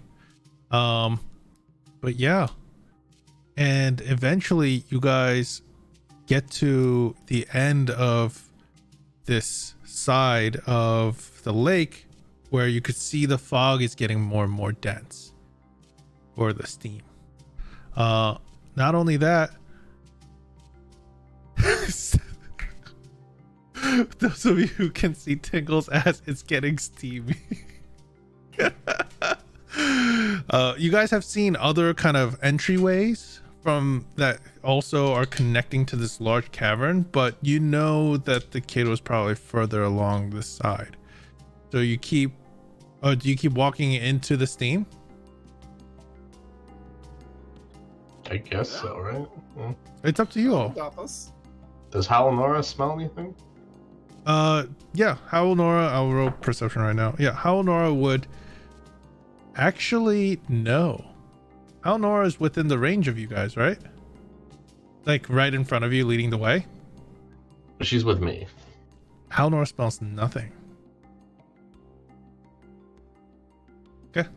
So as you move through into the steam, eventually, you know, you wade in. You have to walk slower, trying to make sure you're not going to fall off into the lake or whatnot. But you keep walking and walking and walking. It's taking a while, and you're going slowly, but then the steam starts to lighten up a little. You could see just ahead of you there is what looks like a patch of these roots, large trunk roots that are breaking through these cracks along the wall and spilling into the water itself. They kind of block your way, but there is enough kind of open steps between openings between here and the other side of these roots that have kind of grown out. They're gray. They look colorless. Then again, everything else looks colorless too, since most of you guys are seeing through dark vision. You haven't seen any of the Kuotoa or things along the side of the lake, but yeah. His armor's slim and lithe, so Tingle's gonna see if he can squeeze through. Okay. You have to kind of like jump through between the spaces that are kind of open and empty if you want to avoid touching these things. If you want, you could just walk over them also. Oh, okay. It's up to you all. Like when you He'll guys avoid touching him. Oh. He'll avoid touching him. Okay. He does remember there was that thing the guys were saying about roots being bad. The diggers, yeah, they mentioned something about avoiding roots. So you would all see Tingle take the first leap. Make me a dex save as you're trying Dex to like save? acrobatics check, sorry, as you're trying to make your way acrobatics. through the area. Alrighty, acrobatics. Yeah. Okay, yeah. It's pretty easy. You're like, I can do this. Jump, and then over the last one. You land on the other side, you see your friends. You could barely see them at this point through the haze, but you could still see them. The rest of you, if you want to cross, you need to make me dex save. Not dex save, acrobatics check. I'll look back to who was behind me again. Was that Emilio? Yeah. Yes. I'll look back to Emilio and look back at like the thing we gotta jump over. I'll shrug and I'll try to jump over. Got it. You didn't hear it, but I just ate shit. Yeah. So Did Emilio watch? oh, absolutely. It's steamy, foggy here, but you could see enough in front of you that to see Zubrick eat face. So it's just a hobgoblin on the ground, like in fetal position, shaking. Zubrick literally takes a jump. It tries to, at least. His foot gets caught on the first vine, like, you know, when you try to take a step up into the steps and like your feet catches the first or one of the steps and you're like, ugh, and you just fall onto the rest of the vine, Zubrick. Oof, okay, as that happens, almost instantaneously you feel multiple pricks along your body. Emilio, you're right behind them, so you would see this. Clover, you see nothing because, you know, it's pitch dark. You see the roots literally like the bark almost contract, and then all of a sudden you see it start to pull itself towards Zubrick as it changes shape and turns into these kind of like almost like a cacti, and spears, multiple little like needle like bark literally come out and poke and stab into Zubrick. Zubrick, you are going to take okay.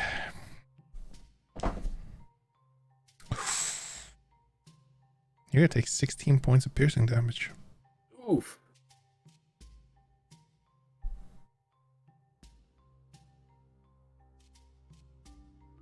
Are you still up? Okay, you're still conscious. You kind of right yourself and like, what the hell just happened? You're in pain. You kind of pull yourself free and get over to a safe spot. All of a sudden, you need to give me another acrobatics check as you see one of the roots starting to move to cover up that spot that you just moved to. Nice.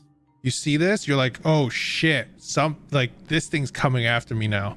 You make a jump and like kind of dive and roll onto the safe landing area next to Tingle. Everyone behind you, acrobatics checks are harder now, as you could see that these roots, they're ready for something. Unless you have a safer way to try to cross over this area, each one of you are gonna have to make an acrobatics check. Potentially be hurt. So, Clover. He's gonna tap Clover behind him, and he's gonna like take Clover's hand and do like a jumping motion to tell Clover that they need to jump over whatever is coming next. Give me Oh god, Clover's doing this blind. Yeah, give me an intelligence Yeah. check real quick, Emilio.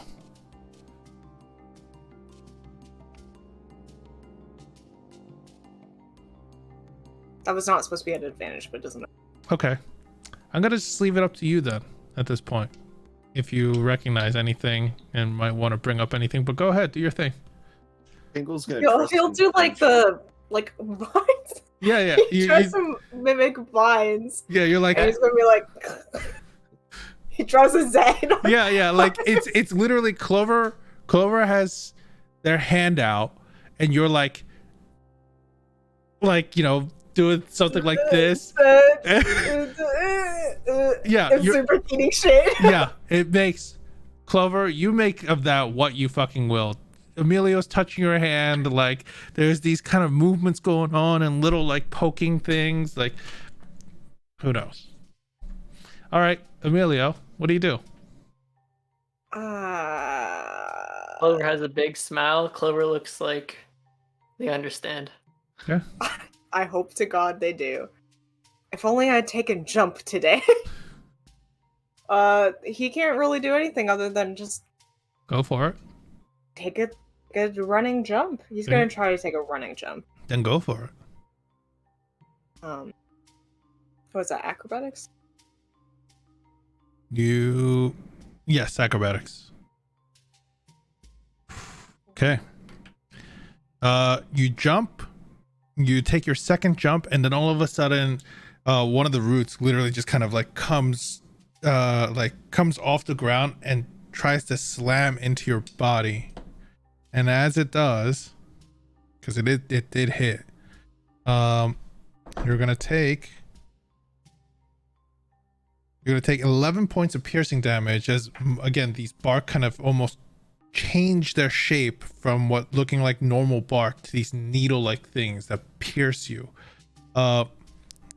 And by the way, Zubrik, now that you're on the other side, you feel a bit weaker. You would lose five of your maximum hit points for now. And Emilio, you will lose 3. Okay. Make me another jump, Emilio. Acrobatics check. Oh my god. Okay. No. You go for the other jump, the last one, and these roots are getting violent. They're going for blood. Oh, luckily, this one doesn't seem to be. The swing on this one, it's just kind of swinging blind. Goes wide. Doesn't even hit you. As you manage to make it over to the other side, you fail it, but however, like your boots land on some of the roots, which make them react, but they don't seem to make any contact with you as they miss. And you stumble over onto the other side, still safe and sound. He's gonna scramble on over to where the others are. Yeah. Hope to God that Clover understood what he said. Clover. Yeah. What are you doing? Emilio jumped. So away. based on what I felt on my hand, I start stomping vigorously. I then run to the left, then diagonally up. I'm doing like a Z motion in walking. Oh. And then the last one, he understands. Clover will jump forward, wherever that ends up. Okay. Serpentine, they can't catch you that way. You're smart. So you're just gonna fail the acrobatics check until the last one. There's gonna be technically 3. These things are gonna swing at you twice for sure, and we'll see the last one if it hits. I can't see or hear. Yeah, absolutely. But I will say, since you're moving in an erratic motion, like movement and stuff like that, you said you're basically zigzagging. It will, and you're probably stumbling a little bit because you can't see where you're going. These are roots, so just give me a quick deck save to see if you don't fall prone. That's all. The rats just being swung everywhere. The rats are fucked. The rats. Oh, I would carry the rats. Okay, cool. Like, I was gonna say. Okay, give me a deck save. The joke I made was 3 blind mice. That's a 3. Okay. No. You're gonna that means I'm just gonna make you fail the first one, and then you're gonna realize how much danger you're in for the second one. So it's still an attack. So the first one you fail, you're gonna take okay, you're gonna take 17 points piercing damage. Oh, Are you- no. Are you down? Can the rats Okay. help him on the next one? No, because they're being carried. They can still see. Use the rats as armor, please. I don't. I'm gonna ask Clover this. How are you carrying the rats? I just had them on my shoulders. Okay.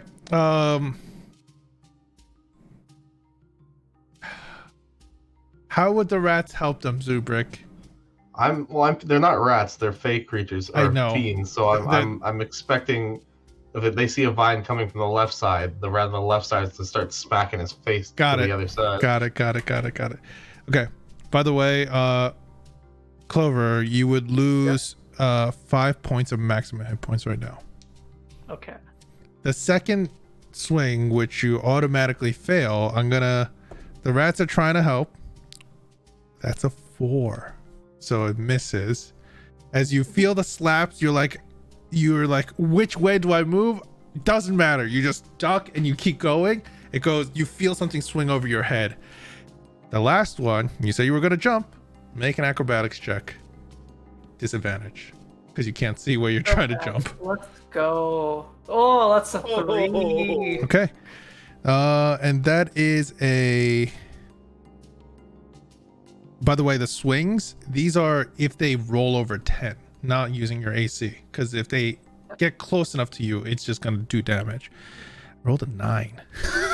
So, yeah. As you literally go from one end to the...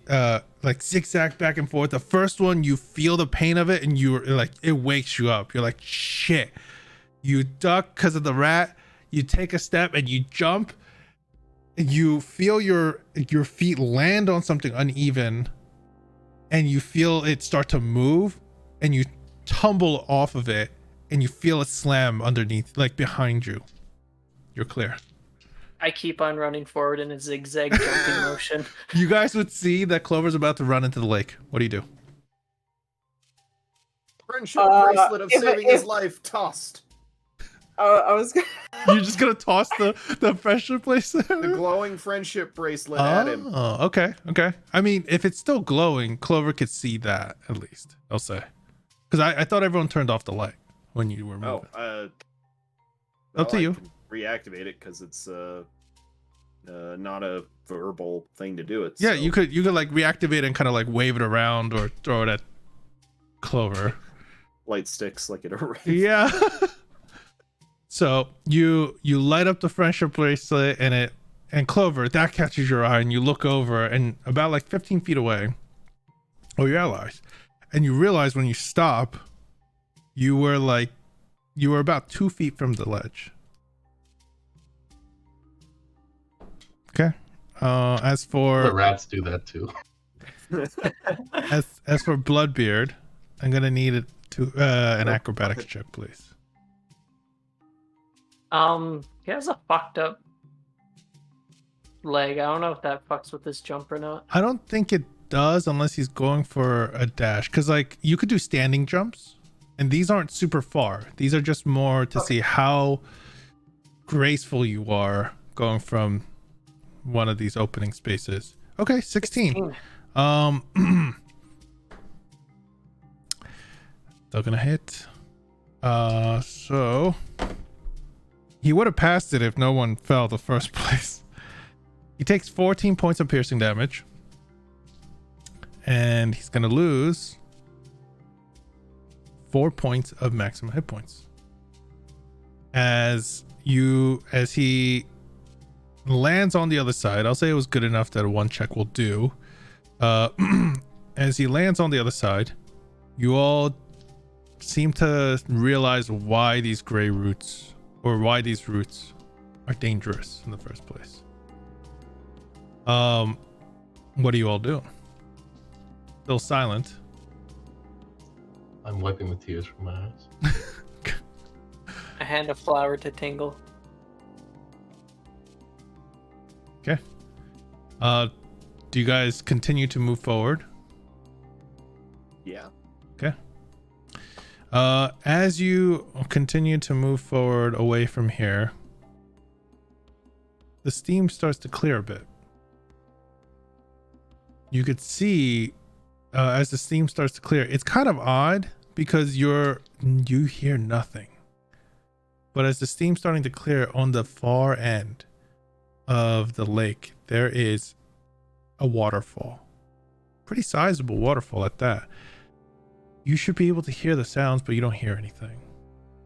The magic item next to it, you could see what looks like something of a human-made structure. Dark stones, dark old stones, that kind of resemble some sort of pillar, holding up what looks like part of a wall that's collapsed in one way, and the other side, like, and making the pillar like pinned up against the other side of the wall, and the opening is still angular that you could see it, and it stands out to the other openings along all the cavern walls that you can see, the other natural openings, which are jagged or kind of more cylindrical in shape. Tingle will point towards it excitedly and start walking towards it. Yeah. And boom. Okay, you can correctly ascertain its original purpose and determines it. Okay. So when you all approach it, Tingle, you know from your knowledge in the archaeology department and stuff like that, that most of the ruins found date back about 1,000 some years. Mm-hmm. Before the cataclysm. There's a mass event that have been recorded and that have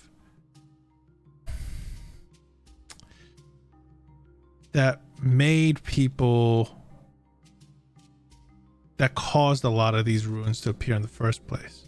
The history between it, some have speculated like why it happened and how it happened, but whatever it was, left a lot of these ruins. This probably dates back equally to that. All right. So it's about as old as you think that leads to the cataclysm. And this is just, it doesn't even look like an entrance too.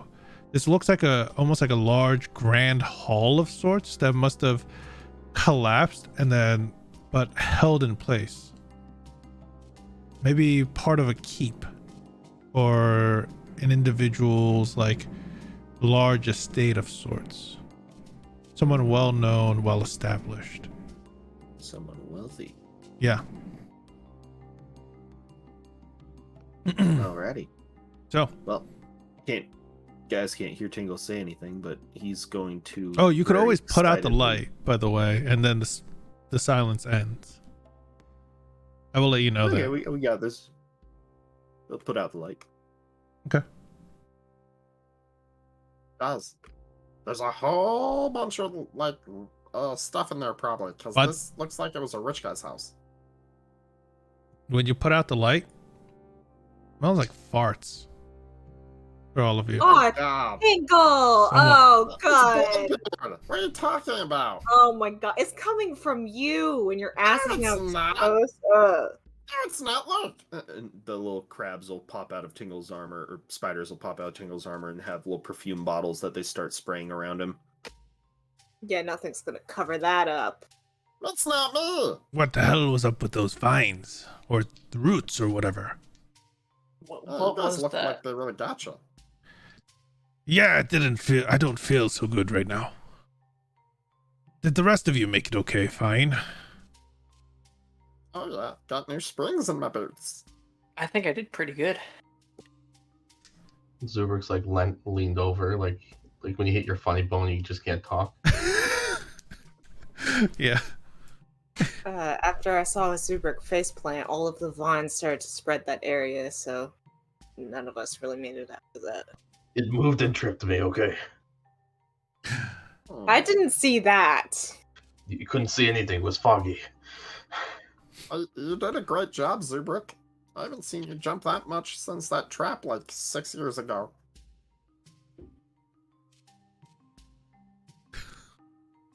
I'm gonna stop talking. But yeah, you guys would see the all of you have seen this structure at this point, and it leads into it's a dark hall. No lights, no nothing. It must have been abandoned forever, but one of you would notice something. Who has the highest passive perception here? I believe it's Amelia with a Not me. 13, 14, 13? I have 15. 15. There you go. That I knew it was pretty high. Okay. You would see dusty steps. Actually, I was going to ask if I could check if any of the dust around here has been unsettled. Yeah. lately. It's been unsettled a few times, but the most recent one, and it's not really dust. It's the dew that's coming off of the waterfall nearby, and you could see that there are what's called like a consistent mist on these stone floors, and you see a more fresh set of prints that lead it. Look like little child-sized feet. Probably. Child-sized, Yeah. All right. I think the kid's in here. So Really? yeah. Well, that would explain where he got his stuff, because, I mean, if you're gonna find something amazing, it'll probably be from somewhere like here. I mean, they're still. Well, no. I guess we saw his other inventions. They weren't that great. But he's definitely in here. At least, possibly. Where are we going? Is everyone okay? I got hit. Yeah, I got hit too. Okay. Yeah, I'm gonna cast mass healing word. Okay. Oh, okay. Everyone heals 12. Oh my god. And I'm pretty much tapped. Oof. You went through all your your spells, huh? Pretty much. Okay. Got it. Just know that every time you cast a healing spell, that's half my health bar. It basically is, yeah. Like every time you cast it, it literally is like half his health bar. It's pretty insane. You know, I don't want to be presumptive, Zubrik, but I've heard places like this can sometimes have like really old musical equipment, maybe. I get what you're saying, but I'm not in the mood for music right now. Personally, I think we all get what you're saying at this point. No, you fucking don't. If you Musical do, equipment. you don't. Yeah, like I have this thing with musical equipment. Give me a deception check. who doesn't like music? What Zubrik does with his piano and his organ is his own business. Yes, I'm sure you have a thing for musical equipment. Yes. Who wouldn't? Yeah, it's beautiful. Is this like an innuendo, a pirate thing? No. Like, Can I is pull this where this communication? Pull a flute out. I play some music. You have a flute? I do. Why don't you ever play it for us? I played it during the festival. I don't did. think I was there for So that. hurt. He did. He definitely I- played it through the festival. I'm pretty sure most of you guys drank a lot, and I was just It was playing so for the long local. ago. I don't remember. It was. We just haven't had time to play it. I have some experience with the steel pan drum, so Oh wow, you guys are so talented.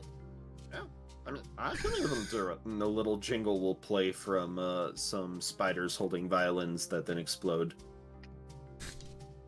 Oh well, I know a little bit of like strings instruments, but Why do Not things that long. always I die? think we're getting off track. Why do things always die with you, Tingle?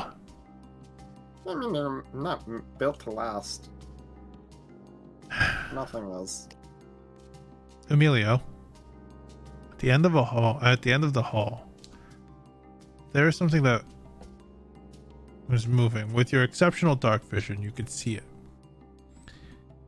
it has like 3, oh no, not 3, it has about like 5 feet or something. They're pointed, and it has a slender little body and a long, not a long, like a melon shaped head that has these kind of little weird things coming out of it, jagged shapes. That is not the child. Yeah. And He's gonna describe it for the others. when you see it, it goes deeper and then goes down somewhere. Do you guys know what a skinny melon-headed 5 feet spider thing is? No? Does that sound familiar, Pete? No? Uh, I think you're hallucinating. That makes Really sense. hate me. Tell me what I'd you see- guys want to do at this point, because we're getting pretty close to the end. I can't see anything going wrong here. We should just we should just head forward and find the kid. The kid's somewhere here, right? No, Oh, Clover's totally. right. You know, Nothing can Uh-huh. possibly go wrong. I bet we're gonna find like a really fancy room because this looks like an estate, and we could just even sleep there if we wanted. Sleep Can everywhere. I'm sorry, go ahead. That's it. Can Hal and Nora pick up any scent? Yeah, the kid's been here recently. I've rolled a few times for her already, so Okay, it smells like small child. I think we should get ahead Definitely on. here. All right. Alrighty. all right. I'm gonna describe a little bit more as you guys head deeper into this hall. It stretches on, and along the sides they have what's called like entryways that are blocked or completely collapsed. They seem to have pedestals of things that are knocked over, and old discarded glass casings that might have sat on top of pedestals that are also just shattered, and no one has ever cared to clean up in this abandoned place. You can see old remnants of what looks like banners that might have been hung from one of the still surviving structural pillars. But the symbols are hard to make out at this point because they're faded so long. And you even hear the humidity has built, and you could see that life has been taking this place back. Little groves of mushrooms, and you could see some natural critters still like deep underdwell darking insects and such skitter away. As I'll say, you guys have a small light, using Tingle's bracelet still to at least give Clover somewhere to look at. And as you go deeper and deeper towards the end, about 100 feet in, you could see the whole place. There's a fracture. Like the rest of this place is gone. Whatever it was attached to just doesn't exist.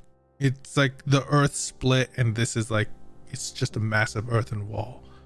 But where the floor has given out underneath, there seems to be a somewhat old but makeshift stairway using some of the pillars that have been dragged into places to give a easier method of way down. Enough that like for Clover and Tingle, they might have to kind of take their time and kind of like small cliffs downwards, but not enough that it would be a danger. As you make your way down,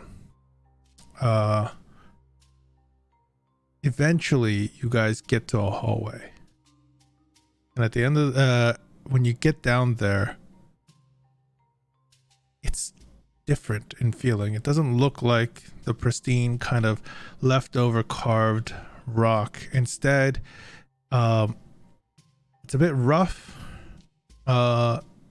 still well masoned, but rougher in shape and tone. And along the sides of the walls, you can see some have cages, old cages that have gone, that have rusted time over again, you know. And then on the other side, you can see a glass wall that still stands, and behind it is full of vegetation that's still alive somehow in the Underdark. Another one, a cage is completely broken and torn out. On the far end, there's a door that's open, and what looks like a little workshop from what you can see even from this distance. You hear through one of these kind of open bars, through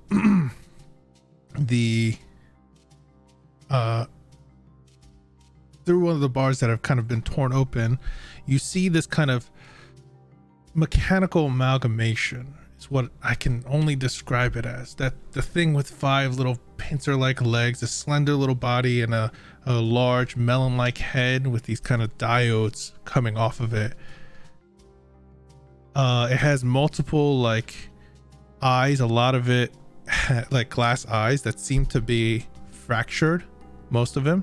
There seems to be only 3 that are working now. When it exits, it turns its head, like its whole body's facing the other way. The whole head turns, looks at you, and says, wait 1 second. And says, "Greetings.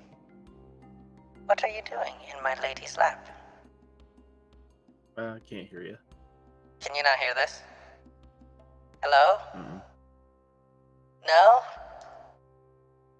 Oh, no. you can't hear that? Mm-mm. No. Oh.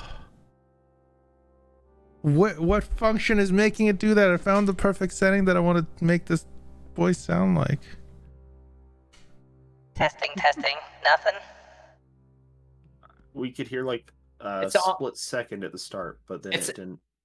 Oh, wait, give me a second.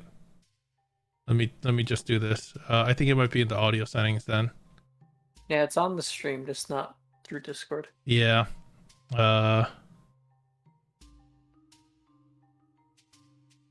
Let's see. Pretty good voice. I'm glad you like it. All right. Can you guys hear me? You guys hear me? What? No. Okay. I don't want to ask you guys to tune into the stream just to fucking listen to it. Peter, I But can't hear you. I guess that's where we'll end it, and we'll figure this out to make sure it works next time. He's trying so hard. I am. This is how Clover has been this entire.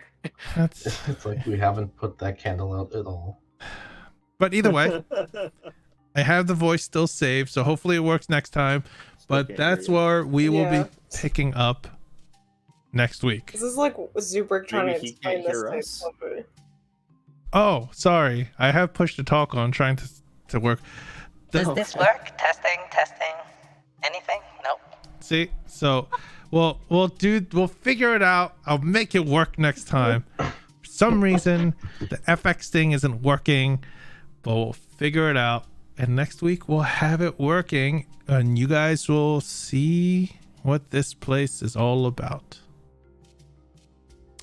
I hope you guys enjoyed this week. You guys made it. That's not what the guy said? Well, it was on stream. It's I'll working. tell you guys It's- specifically what he said when the stream's over, but No, don't ruin it. go watch the stream. Oh. I'll say it again, don't worry. But yeah, we'll be back next week. So anyone that's in the chat and you guys, please cast your votes right now. I haven't set up the poll thing yet, so just type in the chat who you want to do the recap for next week and get inspiration at the same time. So other than that, hope you all enjoyed, even though the FX thing doesn't work at the end, and I was so excited to use it. I'm so glad it didn't happen in the middle of the stream though, because if you guys got here so quick somehow and it didn't work, I'd be more pissed off. Adrian, you have a tiebreaker. Oh, Oh my god, everyone. my vote was for Eleanor. You know what? All right, No. who's it between? No. You vote. And No, I already voted. Who's it between? It's a tiebreaker. I need to. Between Clover, Tingle, Zubrick, and Eleonora. Yeah, because you voted Eleanor. So Wow, I'll- everybody gets a vote. but Amelia. either I or You voted last week. Ian will be the vote. I'll ask him if he could watch it and then send me the vote. All right, Team Eleonora. Let's go. We'll see. We'll see what I like happens. how we all like voted opposite of each other. I voted Tingle because Tingle saved me, and that's so out of Tingle's character. That is Mhm. true. You could have just been like, "Well, sucks to be him. The fish Mhm. folks got him." I voted Clover because they were stuck in the dark all match and then healed me twice to full health. Fair. Well, Clover's diary entry would just be, it was really dark, and then I almost died, and Zubrick almost died, and that was it. And then I couldn't Emilio see gave me it. these amazing directions. I only got hit once. I heard other people got hit more than that. Now I feel like it should be Clover because I want to. I want to hear what their thought process was for that. Just making me think of the Matrix. He's beginning to believe, as he's just dodging all the vines without even being able to see them. hey, Beginning to believe. Whack. a blind the vine. No, I mean the roots are technically blind in a way too. So, but yeah, I'll have Ian vote. All of you that have watched and such, and you all as players, thank you for playing. I hope you guys enjoyed, and we'll see what you find in this place that you have uncovered. But yeah, thanks guys. Thanks everyone. I'll see you next week. Bye. Bye.